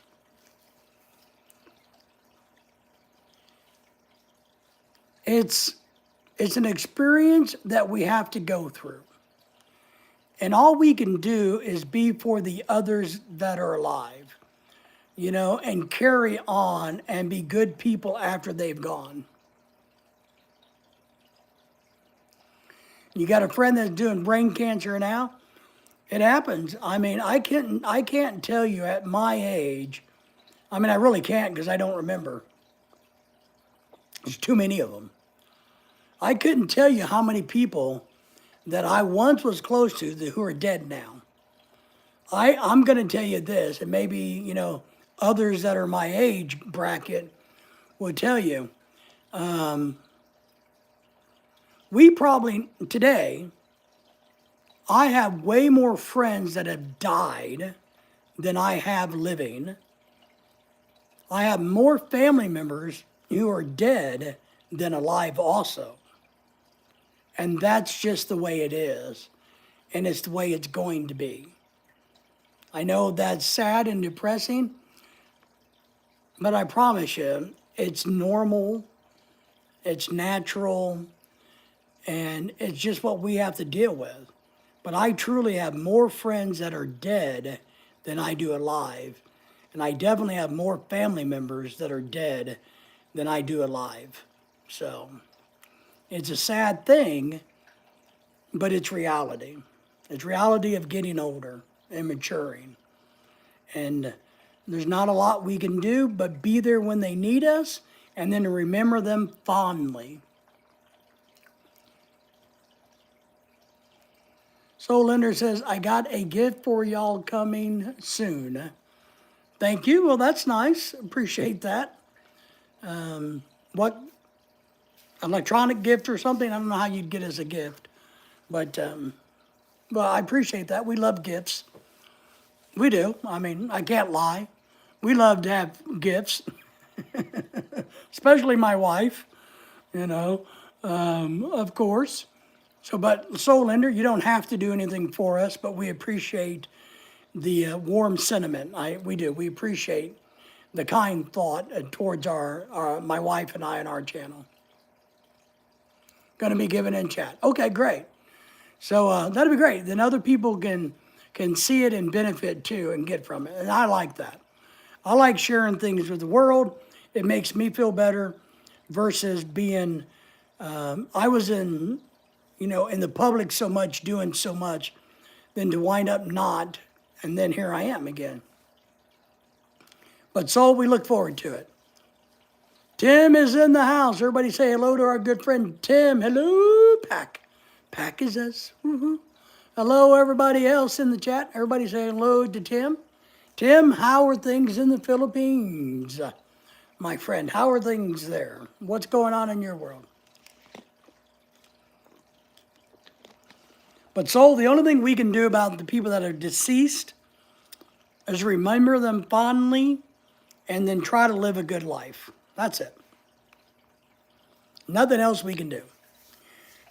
Personally, all I do now, because I know I will die soon, that is to try to get my wife in a much better financial situation than we are today and for tomorrow. My only objective in life is to make sure that she is doing better in the future without me, or she does well without me in the future. Wow, you had a migraine headache for 8 hours yesterday, Tim? Holy smoking butt farts. Wow, that's not good. I can say I don't think I've ever had a migraine headache. I don't think I've ever have. I've had a lot of headaches, but I don't think I've ever had a migraine headache. Even when I got hit in the head with a baseball bat a couple times, I don't think I had a migraine headache. So I can't empathize too much with it because I don't know what they're like. But I have friends that had to take medicine for migraines. And I know it could knock them out for a day or two. I mean, they can be out of circulation because they can't do the lights, they can't do the sounds and the noise. They got to take the medicine and go hide in the cave so they can recover from that. So, man, I hope you're doing better today, Tim. Yeah, I don't think I've ever had one. And I've been hit in the head a few times, with blunt objects. I've had people sneak up behind me in bars and hit me in the head with shit. So, it just pisses me off, but you know how that is. But I'm glad you're doing better today. Did you have to take medicine for it, or do you just kind of go to your cave and wait it out? I don't know what you do. But I've known friends that have literally medicine and a cave. We call that the medicine cave, maybe. So I can't imagine, Tim. So we're glad you're doing better.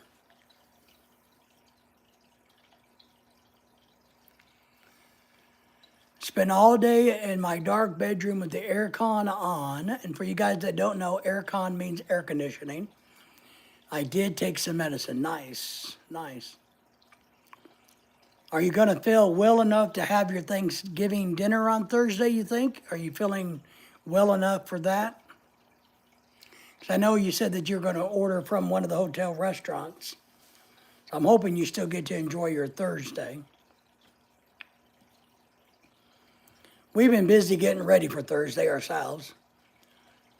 Hey, Riley's in the house. Hey, Riley. Riley, how are you? Hey, David, how's it going? It's going pretty good, We're kind of busy. We've been having some fun with Soul Lender and some other people. Tim's in the house. And we got a lot of people in the house in the background. Thank you all for the thumbs up, by the way. For anybody who's new, don't forget to subscribe. So, how are you doing, Riley? How's your trip? What's going on? Tell us what's going on with you. I will enjoy Thanksgiving dinner with your girly friend. Yes. Yeah, I remember you were going to order from a hotel restaurant. I was just hoping. I just want to make sure that you were feeling well enough that you were going to be able to participate in the great holiday of Thanksgiving in the Philippines. So, we had to buy a cake today. Oh, let me tell you, Tim, Riley, everybody's listening. Lorelai had to go to work today. They're doing Thanksgiving at her work today. We found out last night they were doing it today. So today we had to get up and go buy a pecan pie that she could take to her work. Albert's in the house. Take to her work as her contribution, even though this company's worth, I don't know, $200 billion. They can't afford to free their damn employees. Pecan pie? What's wrong with them? One of the biggest companies in the world, and they can't buy the damn pie? So I got to spend $18 on a pie? Man. Albert's in the house. I'm thankful that Daisy is still alive. Boy, you and me too. And hope she lives a long time. Thank you, Albert. I appreciate that too. And since you mentioned the dogs, you guys are going to get to see the dogs. That's just the way it works. You mention the dogs, you get to see the dogs. There they are. There's Daisy. She's asleep like nobody's business. Man, look at that dog. And then there's Lily. I'll get you Lily. There's Lily. She's asleep too. They're just having a good time on the bed, on the couch thing. That's my girls. But thank you for that, Albert. We appreciate the love for our dogs. I'm doing well. Man, trip's been relaxing and hanging out with friends and family tomorrow, with my family tomorrow. Nice. How cold is it where you're at? How cold did it get up there? I will join even if I'm suffering. I almost thought you were going to say stuffing. Pat Riley's in the house. Good evening, everybody. Hey, Pat, how are you, my friend? I know it's probably nice and chilly where you're at. Sandra says, I am back. Are you seeing any better, Charles? Are you seeing any better? I do not know how to use membership, but I thank you for it. Well, Albert, here's what you do with the membership, and I'm glad you got one. All you do, here's your obligation as a member. Your obligation as a member is to go out to the world and share with everybody you know in the entire world our YouTube channel. That's all that's required of you. We're glad you're a member, though. Tate, hello from Tim.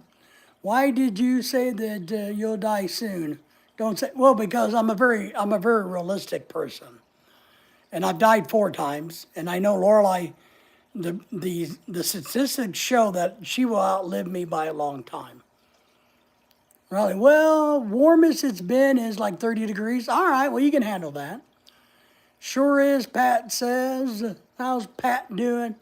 Pain has taken over. I need to go lay down. Good night, everybody. Diana, take care. We will see you soon. Thank you for being here. What's the $2 billion company? My wife doesn't like me to tell anybody what corporation she works for. But trust me, it's one of the wealthiest, and it's not Walmart, one of the wealthiest companies on the planet. And the people still got to bring their own food there for Food Day. Come on. Just have it catered and take care of it. That's what I would do if I had that kind of company. Dan, I hope you get feeling better. That's right. And Tim, how's it going, Tim? Tim had a migraine the other day really bad, but he says he's doing better now that he got to see my handsome face. Is what he said. I'm not lying. Hey, I'm just saying what he said, and I'm not lying. I'm not making it up. But right, I mean, look, why do I got to spend $18 so that she can go to a company thing on duty? And it's really not about the $18, but come on, I still having the eyeball problems? Okay. Man, I'm going to relax for a while. I'll talk to you later. Have a great holiday. Riley, thank you. We're going to do a trivia live stream tomorrow night about Thanksgiving and then maybe a Thursday night one. I hope you get to enjoy your family. It's good to see you, and I'm glad you made it up north safely. So it's good to have you in, and thank you for the thumbs up. Today I am good today, and you, thanks for asking. Pat says, acid reflux really bad. Holy crap, and button farting, smoking farts. I take nightly, and it really has solved my issue.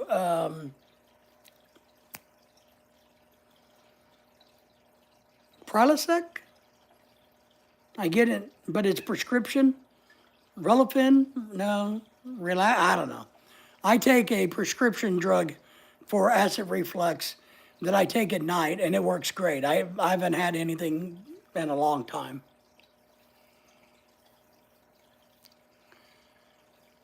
Have I been to her company? Well, how in the world would I know, Albert, if you've been to her company?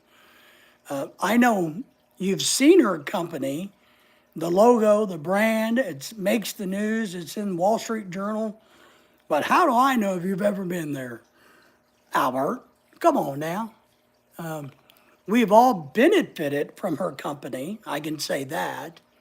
So hopefully I'll be able to go to the gym tomorrow morning. Yeah, don't push it with the headache.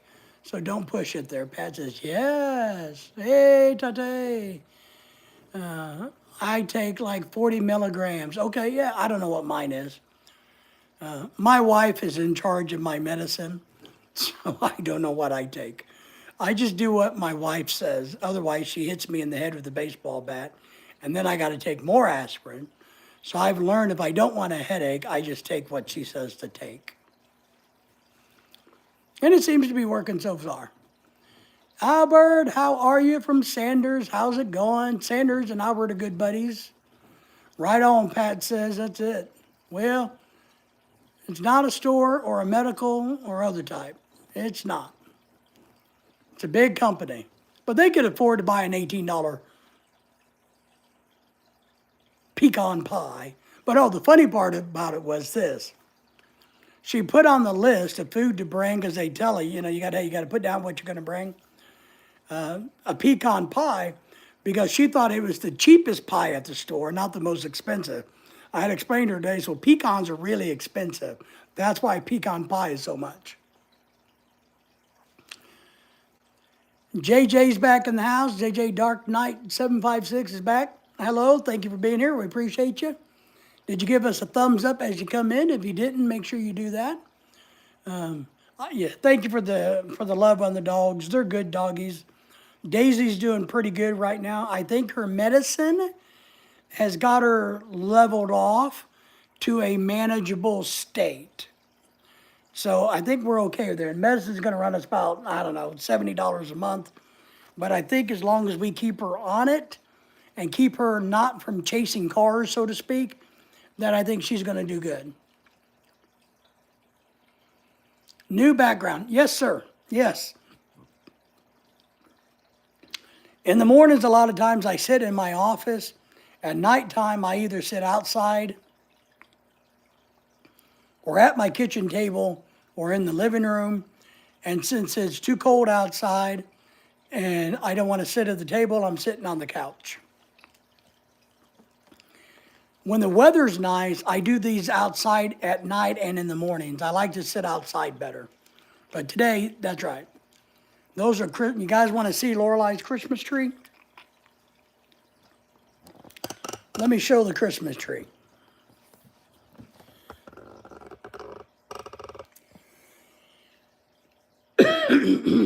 That's the wife's beautiful Christmas tree. Just did, nice. Thank you for that, we appreciate that. But there's my wife's beautiful Christmas tree and choo-choo train. Uh-oh, looks like a couple ornaments fell down. So we're going to show you guys how the house, when it's completely decorated, so you guys will see, because we did some cool things in the kitchen. The fireplace has been decorated. I don't have the lights on tonight, but so we like to, Lorelei likes to get crazy for the holidays with decoration. She does a great job, and we're having a big party on the 14th. So we're trying to make everything look nice for the party too. Oh, doing your detective work. Well, it's not hard to figure out, but I guess it is. So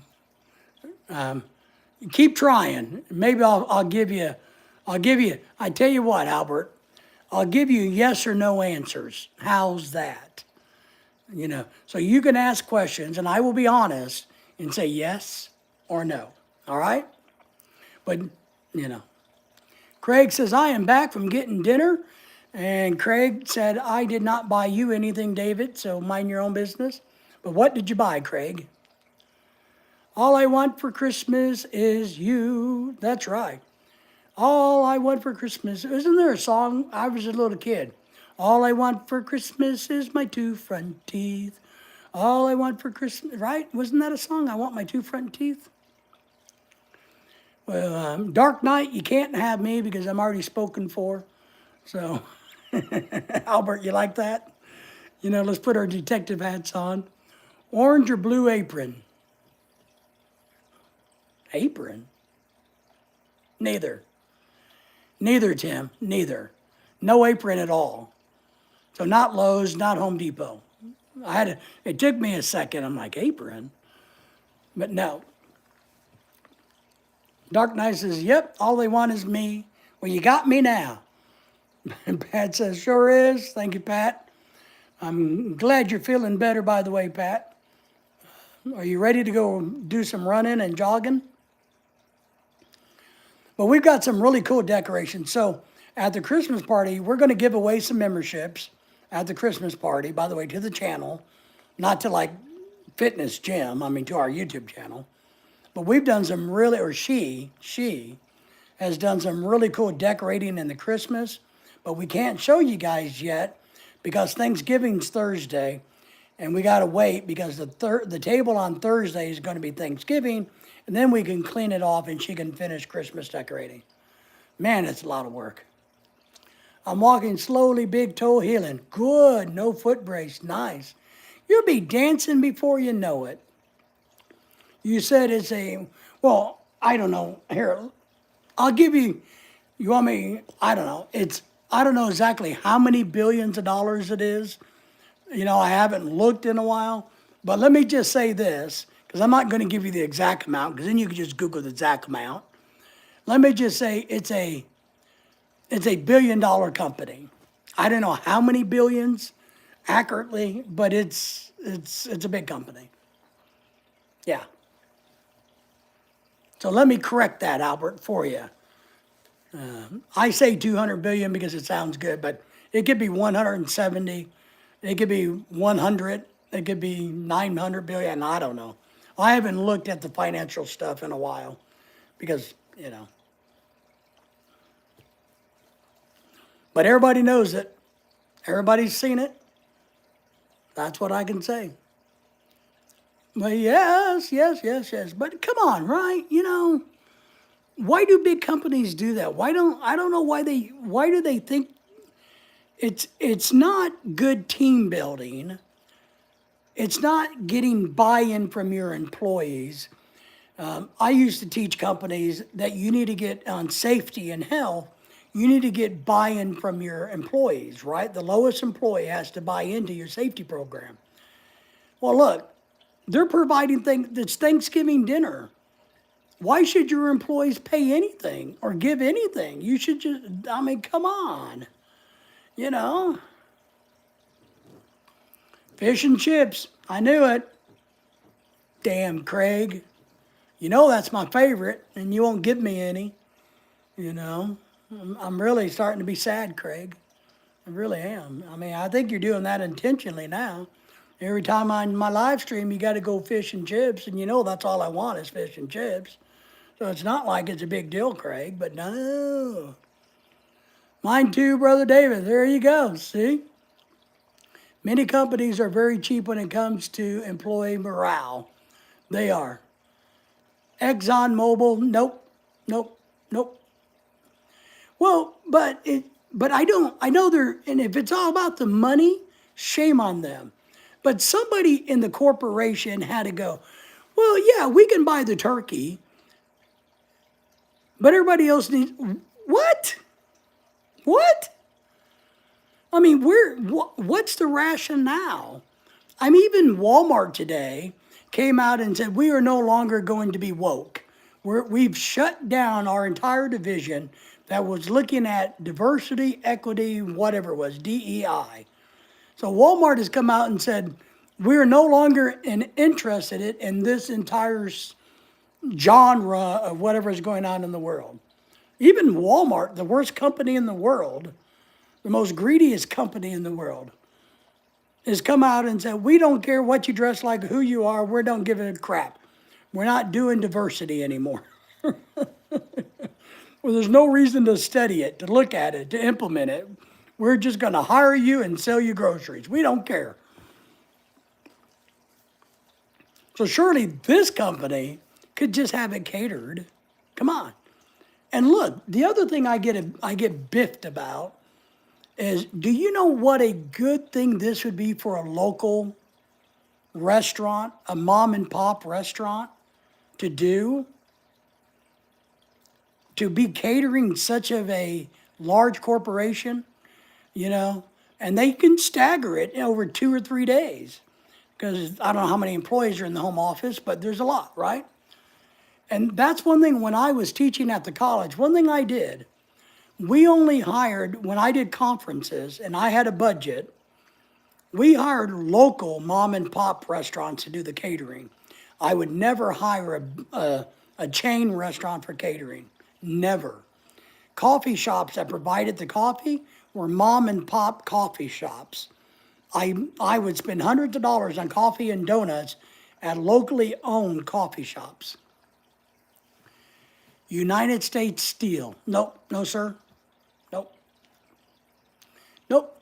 For years my company did potluck for Thanksgiving, got a new manager and the party at the Marriott. There you go. Yeah. Well, I mean, I just think, just what does a potluck at our house for a party makes sense. But if I got tons and tons of employees and all kinds of money, hello, you know, I mean, I don't know. I just see it differently. But that's what we did at the college. But I had corporate sponsors that paid for everything. B for banana, B and Anna. That's right. That's right. So you guys got me fired up now. I'm thinking about getting ripped off $18, having to pay $18 for a pecan pie. But I'm hoping to get a free turkey. But I gotta, at that same store, I might get a free turkey down the road. The old manager is pocketing the money. Yeah, I think a lot of that happens. Food.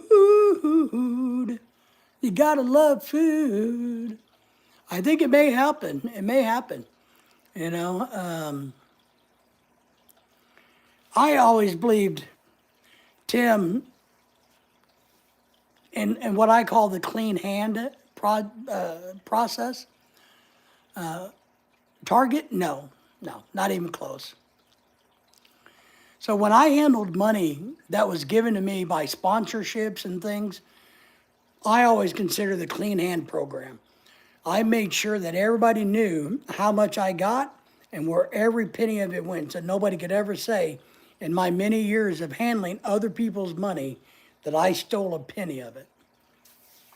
Make them pay, so if they issue the company, maybe make them pay. So if issues in the company are not responsible, maybe if somebody gets sick or has allergies, well, it's your own damn fault. No, I said it wasn't a store. It's not Walmart. It's not retail. Yeah, it's not retail. It's not a retail corporation at all.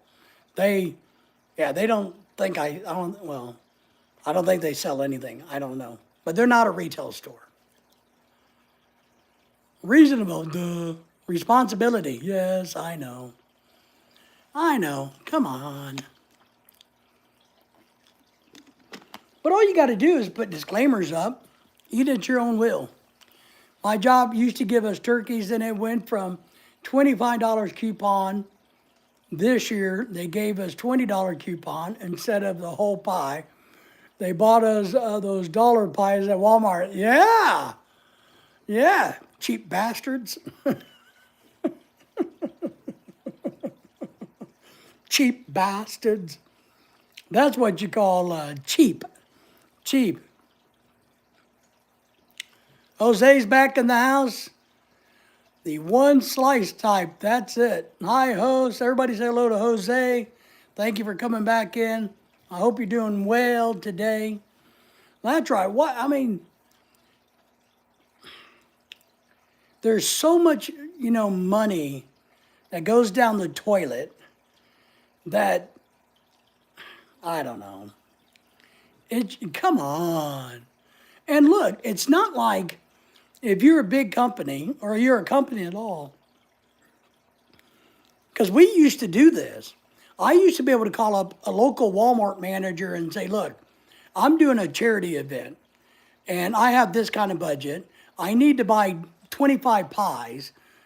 Can you get me a really good deal on them? And they would say, sure. I wasn't asking for free. I'm like, I just need a good buy because I'm a limited budget for this charity event. And a lot of them would just give me the pies then. They would just give me stuff for free.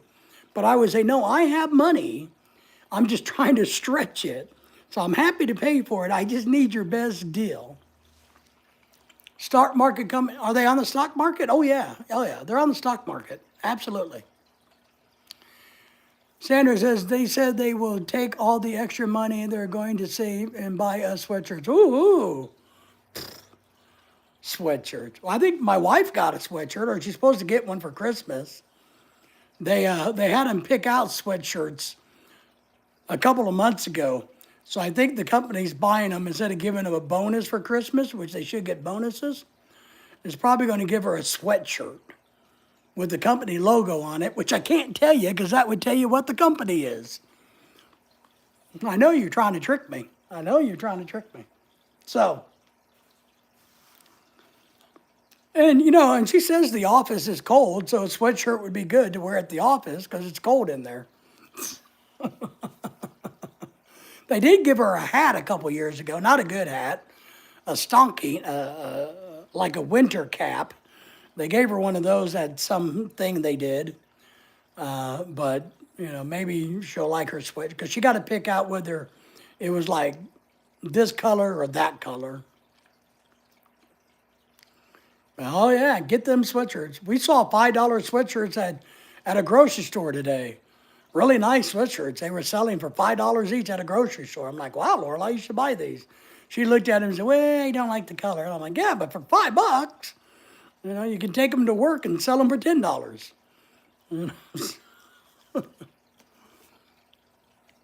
Elon Musk company? No.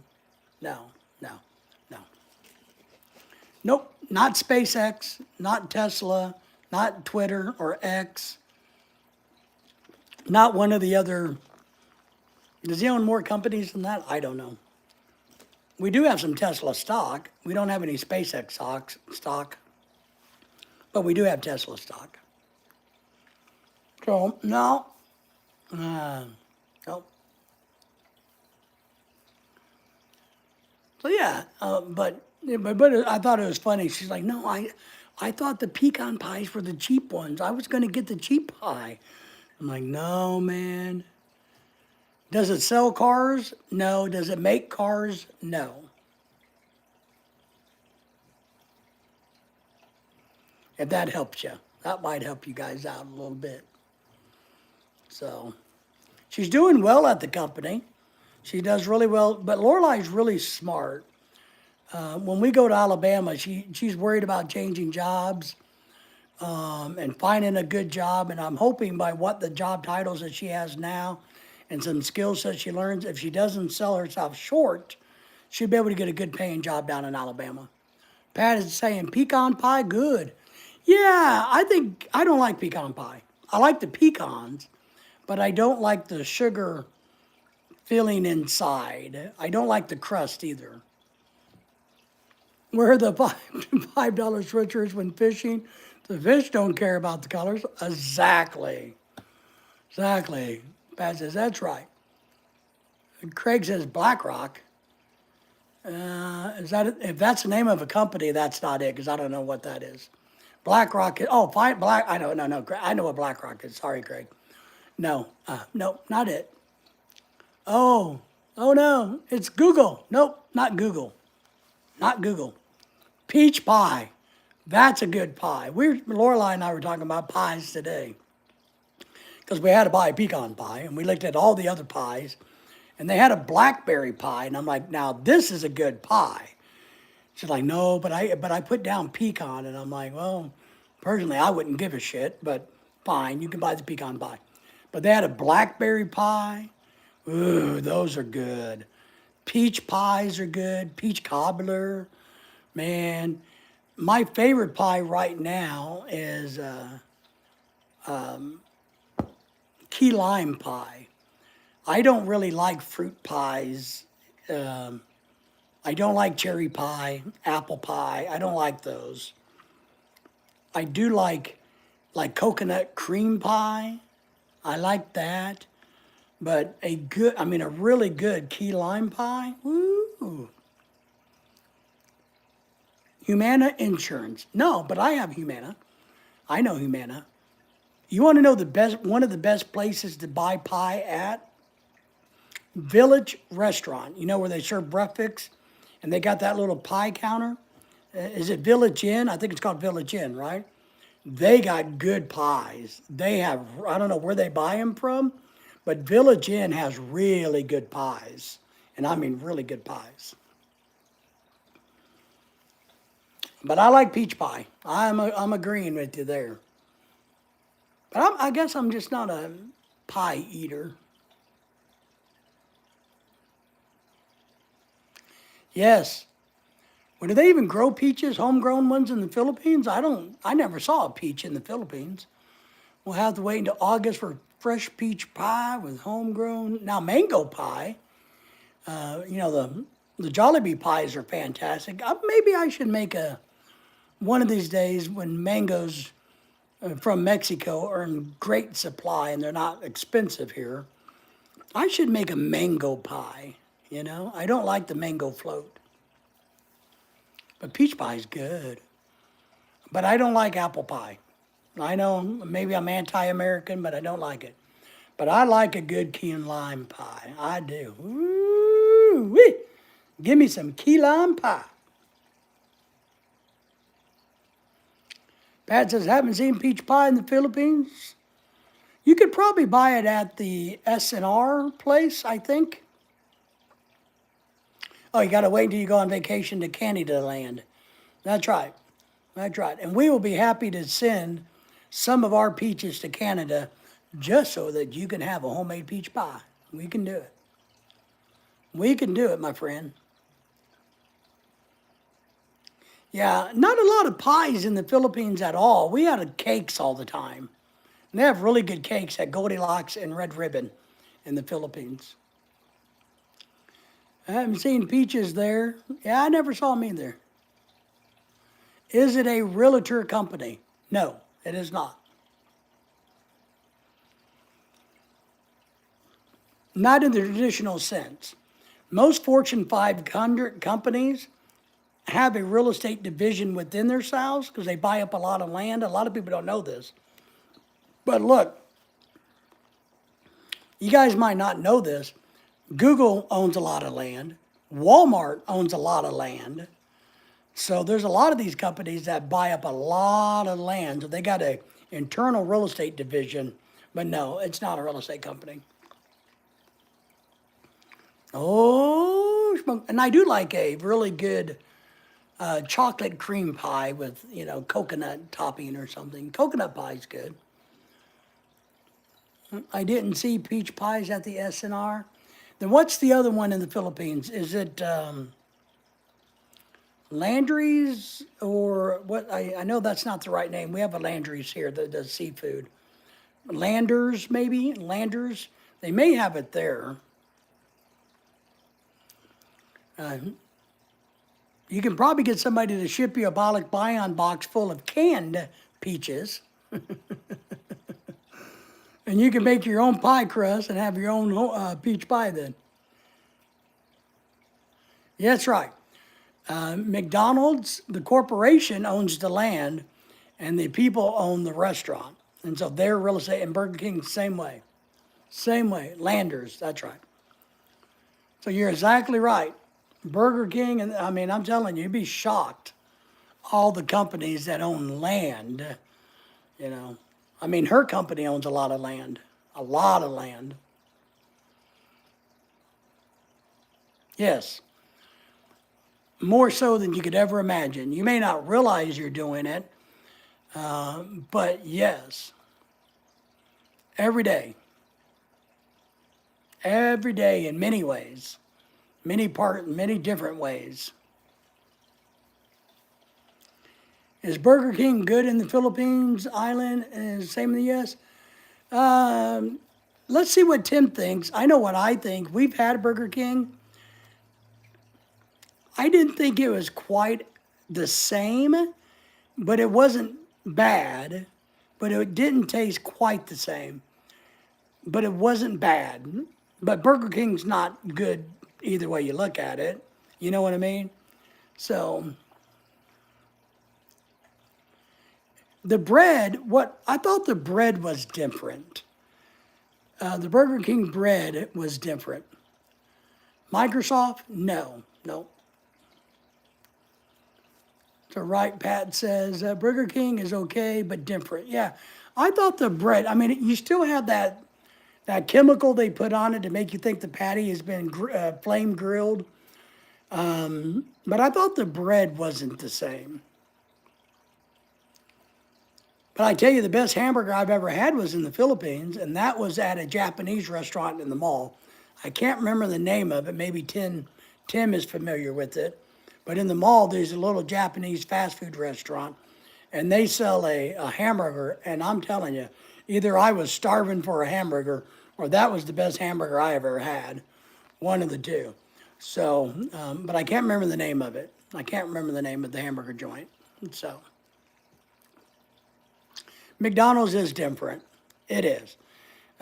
You get used to it, but it is different.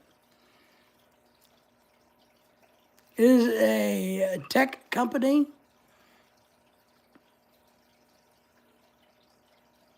No, it is not. It is not in the tech category. It is not.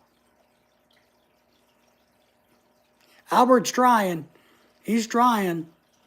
He's working it. He's trying. But nope. But it depends on technology, just like all of us. So,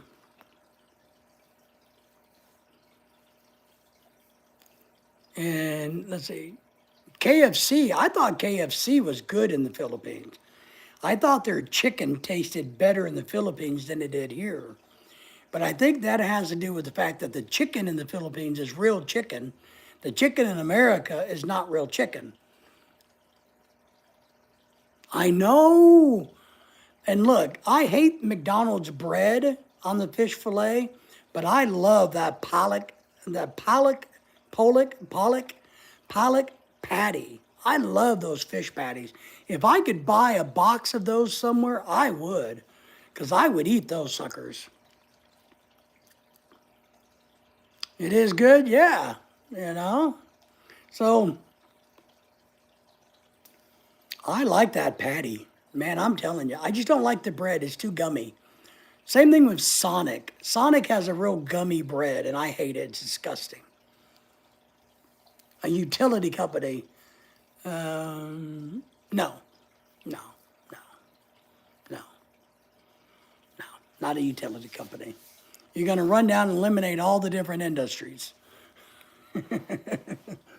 And, but I thought the chicken was much better in the Philippines. But I liked eating the chicken in the Philippines a lot. And I mean, you lose weight in the Philippines because the food, I mean, it's a classic example. The food in the Philippines is real food compared to America. You eat the same food category, the same ingredient, the same food here you'll gain weight in America. In the Philippines, you can lose weight eating more of the same food.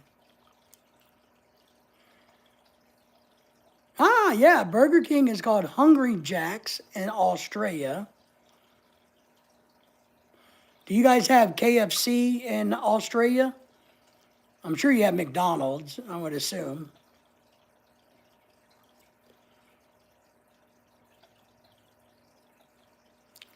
Chicken is an honored and respected meal. It is. But the bigger thing, Tim, as you know, because you live there, it's a real chicken. It's, it's a what? A 3 to 6 pound chicken versus a 20-pound chicken. I mean, when your chickens weigh 10 pounds, there's something wrong. The chicken's not designed to weigh that damn much. It's not designed to be that big. Poor little chicken legs snap off and break, and the poor chicken wobbles around on its things. It's not real chicken. That's why the Kennedy kid's going to get in office and fix our food in America. PNC Bank. Nope. I don't like PNC Bank. I think they're called Pacific North Central Bank or something like that. I don't like them. We used them one time, and it took them forever to send me legal documents. I had to stay on them like crazy to get them to send me legal documents. So I don't like PNC Bank. I don't recommend them. I highly suggest nobody uses them either, just because they made me mad. I like Charles Schwab. If you guys want to know which bank you should use it for international and world, it is not a bank. Charles Schwab I think, is my favorite so far. I use local banks too, but Charles Schwab is who I go with. They're my go-to bank. They're my brokerage firm. They're everything. I go everything through them. Pat says, Cummings Credit Union is okay. Nice. Chase is okay. They're okay banks too. I agree, Pat. I like Charles Schwab because there's a couple things it does that I really like. One, any ATM fees that you pay, they reimburse you at the end of the month. So you pay no fees in the end. Two, it has a very high level of how much money you can take out at one time, which is $1,000. And I think you can take out a maximum of $3,000 a day. So when you're traveling worldwide, if you need a lot of cash, you can get it. So I like those two things. And plus, man, I've just never had it. I like their brokerage service too. But the fact that I can take out large sums of cash when I need to, I like. And the fact I don't got to worry about the ATM, I like that because they pay me back my $4 or whatever it is. And that is a really nice feature. And then, of course, the other thing they do for investors, if you're not investing in stocks, you can get started with very little money. They have their thing that they call a slice of stock. Let's say if you wanted to buy stock in Walmart, but you didn't have enough to buy one whole share, you could put $50 or whatever you want, and Charles Schwab will buy you a portion of that stock with whatever money you give them. So it's called selecting a share or a piece of stock or something like that is what it's called. I don't think they would have that in Pittsburgh. Charles Schwab? Charles Schwab is everywhere. We don't have a local bank here. I think the closest Charles Schwab bank is in Dallas, Texas. But I do everything online.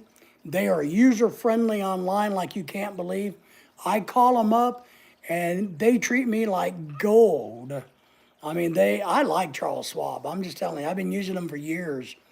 And I've never had an issue. Anytime I was confused, I've called them up, and they've corrected or fixed or helped me understand things. So I'm a big, big fan of Charles Schwab. Just saying. But I'm not for sure. I know we don't have one around here at all. But it's a good bank. Small burger store and Adeline owned the name. took them to court, won, and made them. Wow. Oh, you're talking about Burger King? So in your country, because it's American company, American based, I know this has happened in other countries with other companies. They've expanded to a foreign country from their home country.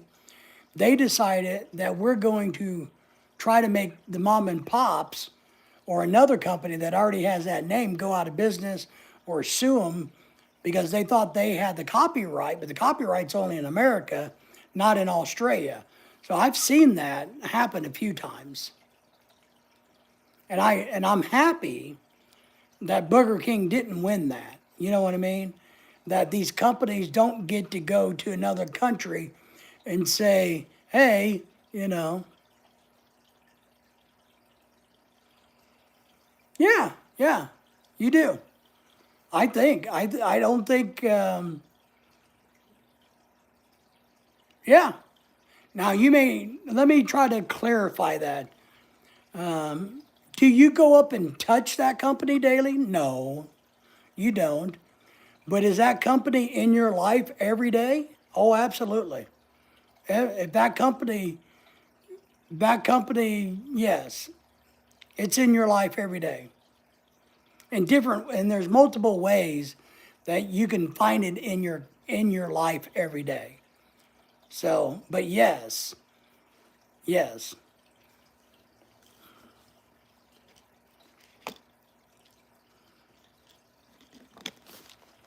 Albert's thinking, he's like, man, he's just not giving us enough details. He's not giving us enough secrets. I know what he's thinking. Oh, there's my doggy. You awake, Lily? All right.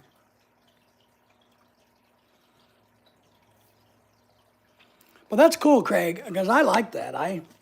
Wasn't that a big issue with Nike too? And Nike had to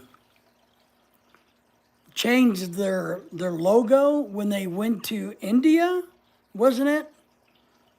Wasn't that the story? You guys remember that story where their swoosh was offensive in some country? Or is that a myth? I don't think it is a myth. You said, let's see, the company's eating dinner right now? No, you're eating dinner right now. What are you eating for dinner, by the way, Albert? But yes, that company, and maybe the language, but you said we have interactions with this company. Maybe, yes, that company interacts with you every day, maybe. But what are you eating? I had a piece of chicken from lunch. But, I'm going to cook crispy pata. I'm going to make a video doing that this Thursday, Thanksgiving. Fish, nice. I like fish. I got to buy some more sway. I like to make fried fish out of sway. It's kind of like an Asian catfish. Baked fish, nice. So you're eating fish, Craig's eating fish, and I had a piece of chicken. And my doggies had the leftovers. Just don't tell my wife. Just don't tell my wife. Don't tell her. No, don't tell her that the doggies didn't eat her brand new homemade dog food. My wife is making dog food now. She's using chicken and broccoli and zucchini and pasta. And she's looked up these recipes on the internet. And so now we're feeding our doggies homemade dog food because Daisy's in heart failure. And we do. We have Church's chicken. I am undecided if I like Church's chicken because I don't like spicy. But I think they got an okay product. I just don't like spicy. I like mashed potatoes and gravy, but theirs got a kick to it. And so I don't know if I like it. I mean, I've eaten it. I know I've eaten it. But I don't think I like it. I mean, I eat it, but it's like not my favorite. We also have, what's the other chicken joint that closes on Sunday, the religious one?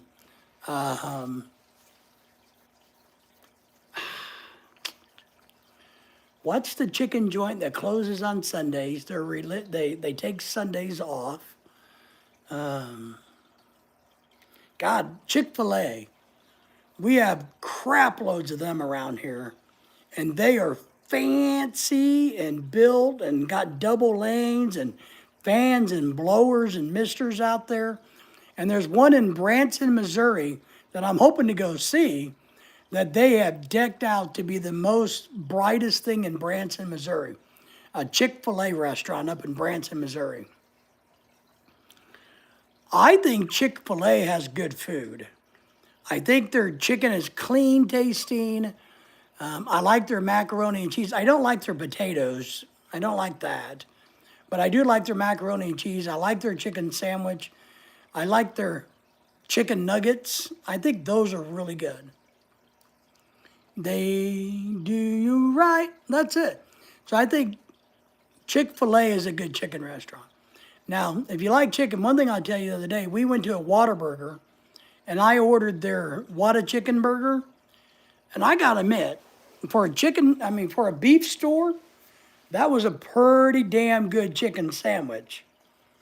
I'm just saying, I brought that home and went, woo, this is not bad at all. Because I think Whataburger has the best onion rings that we can find around here. I don't know about, what's the other burger joint? You got Whataburger, that's in the category. You never went to a Chick-fil-A? That's good. It's clean food. You can taste how clean it is.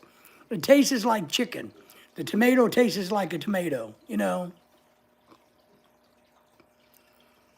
Asian catfish must be cute. Yeah, it's sway. It's really good for fried fish. I've never tried Bob Evans Wildfire Chicken Salad. No, I haven't. We do have, we have a lot of chicken around here. But when you're looking at hamburgers, good hamburgers, it's Whataburger and another burger joint that's like out in California in the Southwest and stuff. There's another bigger burger joint supposed to be good.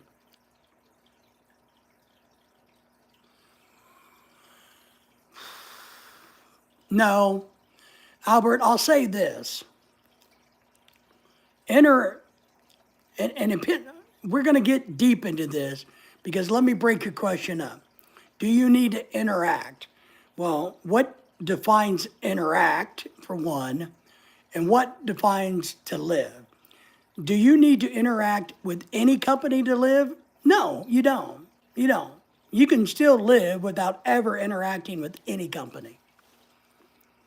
Good onion. Yeah, I like Whataburger, but what's the other one? Come on, guys. I know you got to know it. It's supposed to have those good beefy hamburgers.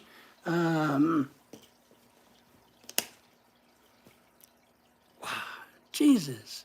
In-N-Out Burger. Yes, Tim. In-N-Out Burger.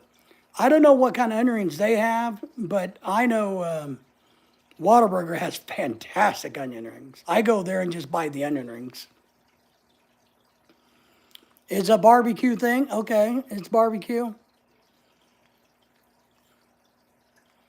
But yeah, but I don't know. The worst onion rings in the world from fast food is Burger King.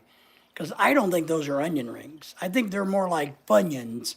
You know, like you buy the yellow bag of chips, the Funyuns. I think it's a version of that at Burger King. It's not a real onion ring at all. But I like onion rings. I don't like onions, but I like onion rings. But they had a really good chicken sandwich. I'm just telling you, it was really good. Chester's is good, yeah.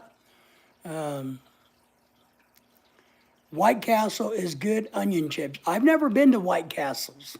I've never ever been to one in my life. I'd like to go to one because I've bought the White Castle sliders at Walmart, And if White Castle tastes anything like those, I would like to have those. We have a Zachaby's chicken here too. They have really good salads.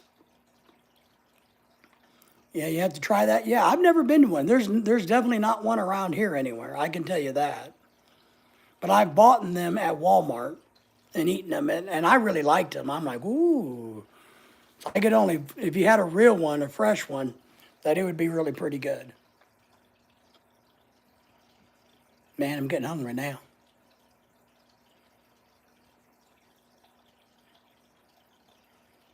And Zachaby's is a really good chicken restaurant.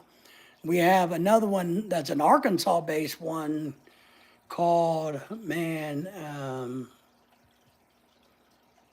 I got to think about that one. I know all this talk about food is making me hungry.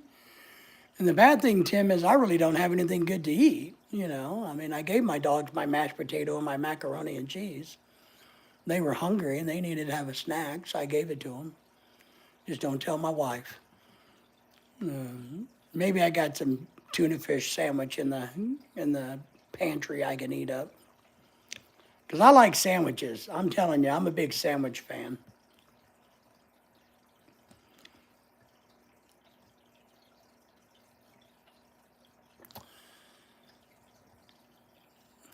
Well, that's kind of another loaded question, but the answer is simply put no. If you wanted to do business like with the company itself directly, can you do it online? Absolutely. Absolutely. You don't got to walk over to the building and do business. Absolutely not. You can do it online. But I can get most of these foods in the Philippines. You can.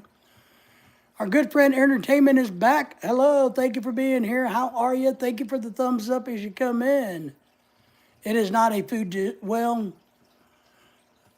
no. I don't think it distributes food. It's not known for that. I don't think it can't even buy a pecan pie. So how can it distribute food if it doesn't give out a pecan pie to my wife? Amazon? No. But we do have a brand new Amazon facility right over yonder. I mean, we have one locally. They built it. It's brand new. It's supposed to be one of the bigger what do they call them? Processing centers? So no, not Amazon. Tired, just left work? You're tired and you just left work? I'm tired. Isn't there a song about that? Being tired and I just want to go home. Something like that.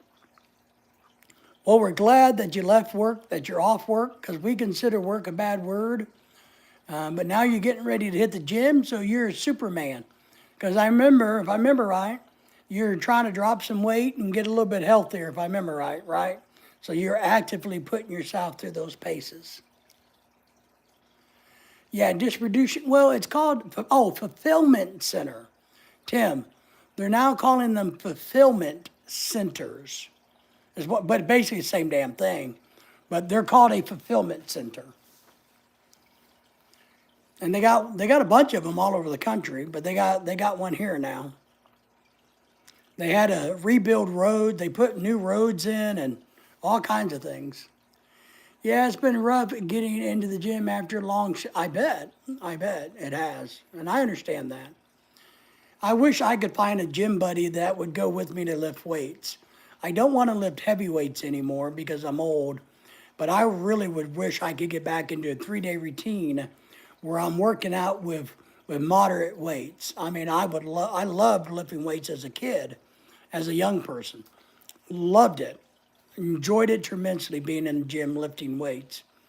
But I like lifting with a partner so you can rotate and let your muscles rest between sets.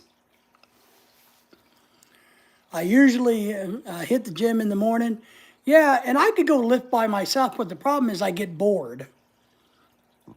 And what I mean by rotation in the sets, so I get down, I do the bench press, I do my set, then I get up and spot, and while I'm doing that, I'm resting, but I'm helping, I got something to do. If I got to do the bench press, get off, and sit there and wait, to rest, I get bored.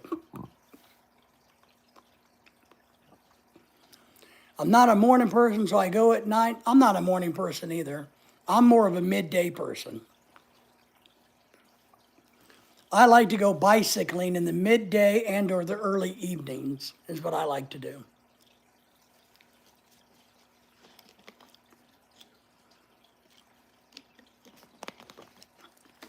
But I would. But I don't know any old retired people that want to lift weights. The old retired guys I know, they don't want anything to do with weightlifting. Now they're not into that. They're like not into that. And so, but I like pushing weights. I like clanging weights. You know, the clean and jerk, the bench press, all of those things. I like them too much. Going to work out Thursday morning so I can justify the big meal. Nice. I do hire a trainer for my physical safety. I think that's great, Tim. In the Philippines, it's affordable. Here, paying somebody $25 an hour just to, I can't do that. $25 to $50 an hour for personal trainers here, if not more. So that's just, there's no budget. No budget. No budget for that, Tim. But in the Philippines, I agree with you. I know, but I don't like to do the machines. One, you got to reset them and all of that, and readjust. I don't like doing machines. Maybe I'm just old school. I mean, my best bench press was 450, and it was on real weights, not machines.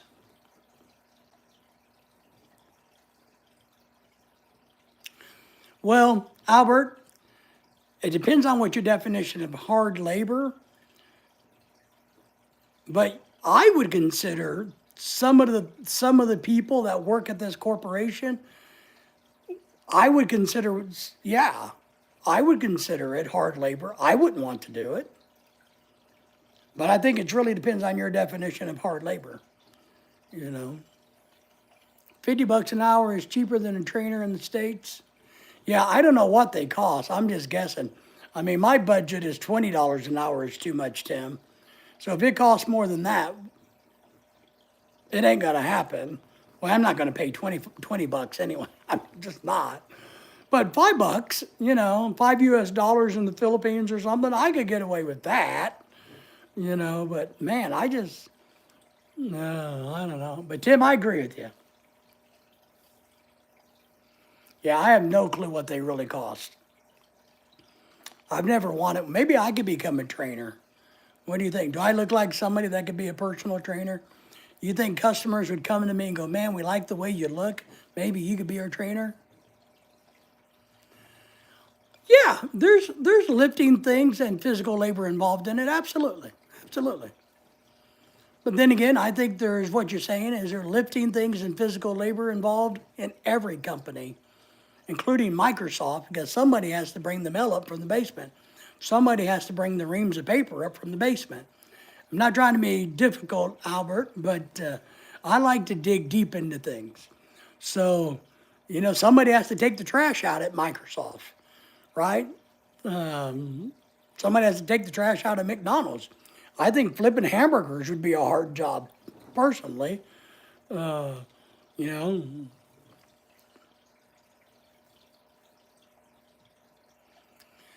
I pay about $100 per month for my trainer and gym region. That's okay. I think that's pretty good, Tim, because I know you go quite a bit. I think that's good because you got a spot partner, so you're paying for the safety, the convenience, and yeah. I think that's a good deal. I would do that too in the Philippines. Probably costs $1,000 in America or more. But what do you think? You think people would look at me and go, man, you should be my trainer? Okay, my partner pays the gym fees. Nice. I don't pay gym fees because I don't go, but I have Silver Sneakers, which pays the gym fees. Yeah, but I mean hard labor, like super heavy lifting items.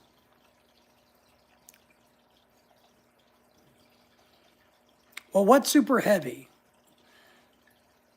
I think hard labor is involved in this company. I do. I think most people would say there's a component of this company where there are employees that have to do manual labor at times. Well, I don't know. Let me think. I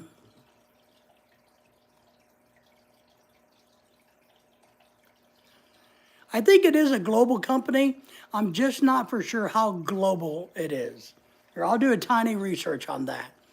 But I do think it's global, or it has global reaches, but I don't know how global it is. Let me work on that one, and maybe I can give you a better answer to that.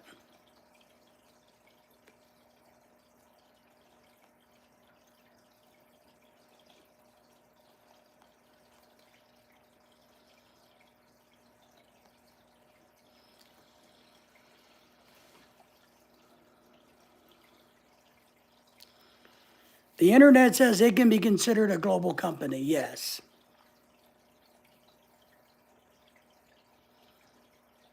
Yes. Okay. The internet says yes. And you know, if the internet says this, then it has to be true, right? Because nothing is ever incorrect that you study on the internet. Craig's like, man, this is irritating. Just tell us. Well, you didn't give me any fish and chips, Craig, so why should I tell you? See, if you would have gave me fish and chips, I would have sent you a private message and told you.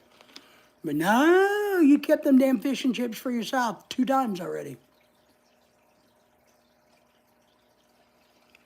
Do they provide a product that we can order and have delivered to our home? No.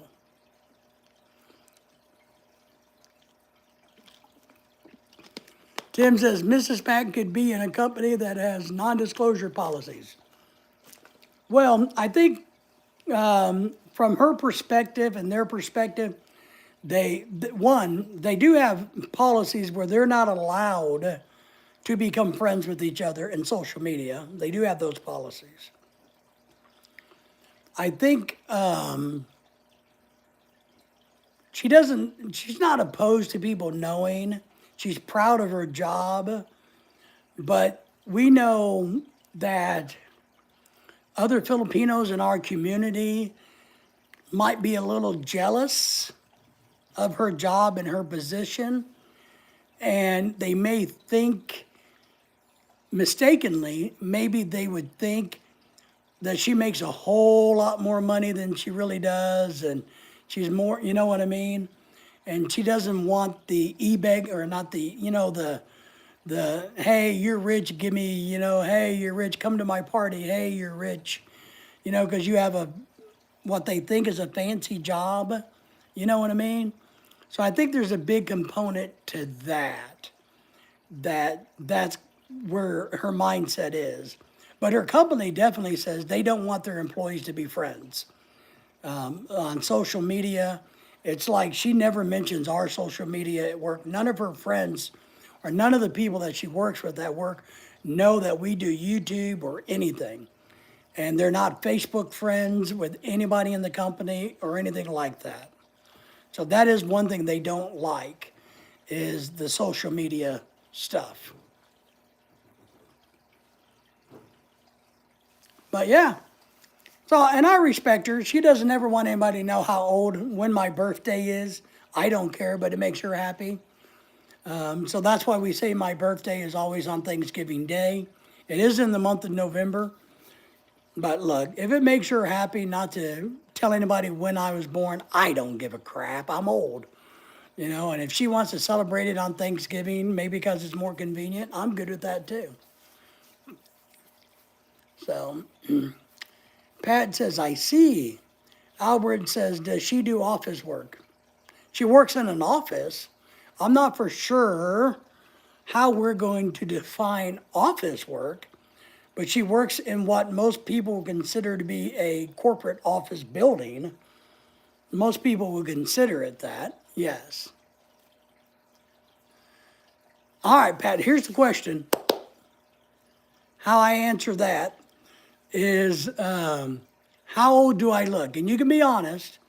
I know I really don't look 21. I know I'm pushing 23. But how old do you think I look? That's how I first answer that question. And then I got to ask my wife how old I am. No, I got to get the calculator out and figure it out. Yeah, you shared the food with your wife and daughter, but you didn't share it with me. Pat, you think I look 65?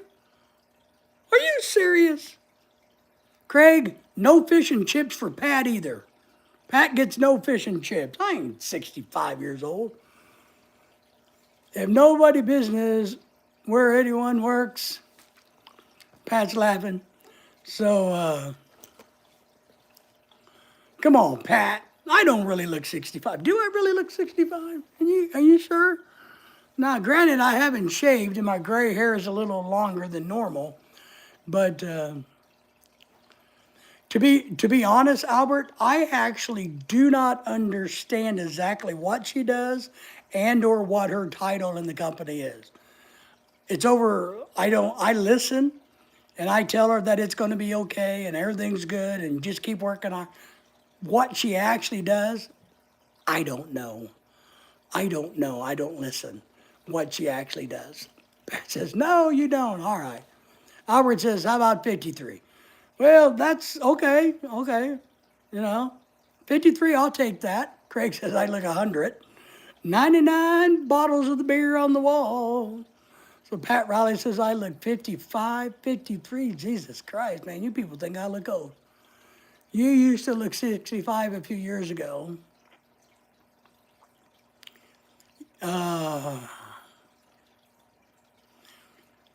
Did I have longer hair and a longer beard? Because, you know, with the old gray, whitish beard, a lot of people think I look older than I am. Because if I let this grow out and get scraggly, I look older. I do. I agree with that. Or maybe I lost weight or gained weight. Tim says, no, much older looking now. No, I'm not older looking now. Albert says 48. All right, I'll take 48. Let's go with 48. How's that? Easier to remember 99. 99 bottles of beer on the wall. 90, pass one around. Wait, take one. 99 bottles of beer on the wall. Take one down, pass it around. Now we have 98 bottles of beer on the wall. Is that how that goes, Craig? I know Craig knows. My mother, 68. Her second husband, 65. Okay. They look young. They've aged over time. Of course they've aged over time. Young man, they've aged because they've gotten older. But, you know, I like 48. I think we're just going to go with the age of 48 and say I'm 48 years old. I'm okay with that. I don't feel 48. I definitely don't feel 48, but we're going to go with that. And age is all a state of mind, ain't that right, Craig? Ain't that right, Tim? I mean, my dogs are 8 and 7.5 years old, so how old does that make them in doggy years? I don't think I look as old as my age. I don't think I look as old as my age either, but Tim, is that just Craig? Because Craig's old looking, even though his age is younger. Is it just our wishful thinking? Is it just wishful thinking that we don't look as old as our age?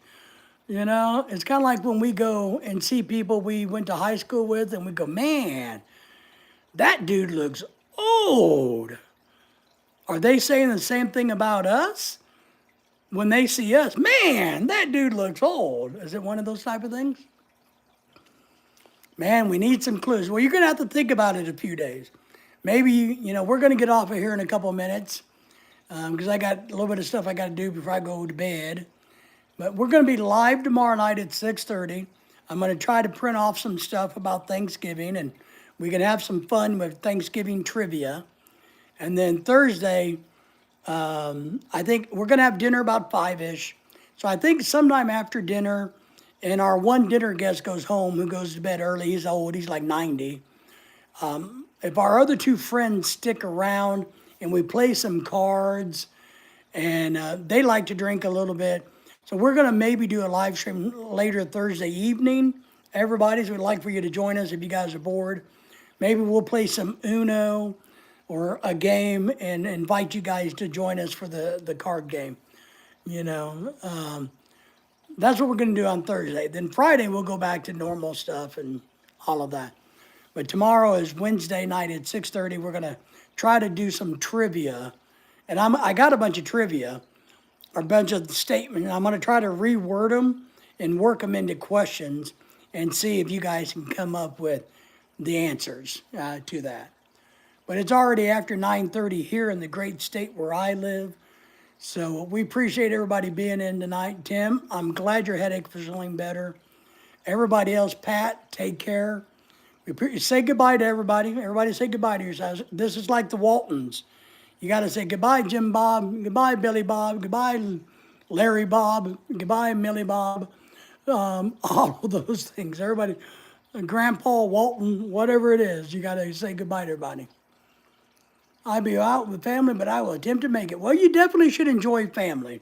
It's more important to enjoy family than it is to hang out with us.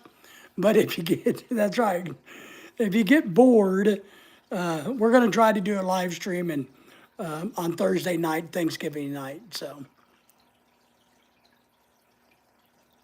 yeah, but you can't reveal around the well, right, and that's right, and that's just the way it is. That's part of it. Take care, everybody. From Tim. Have a great Thanksgiving dinner.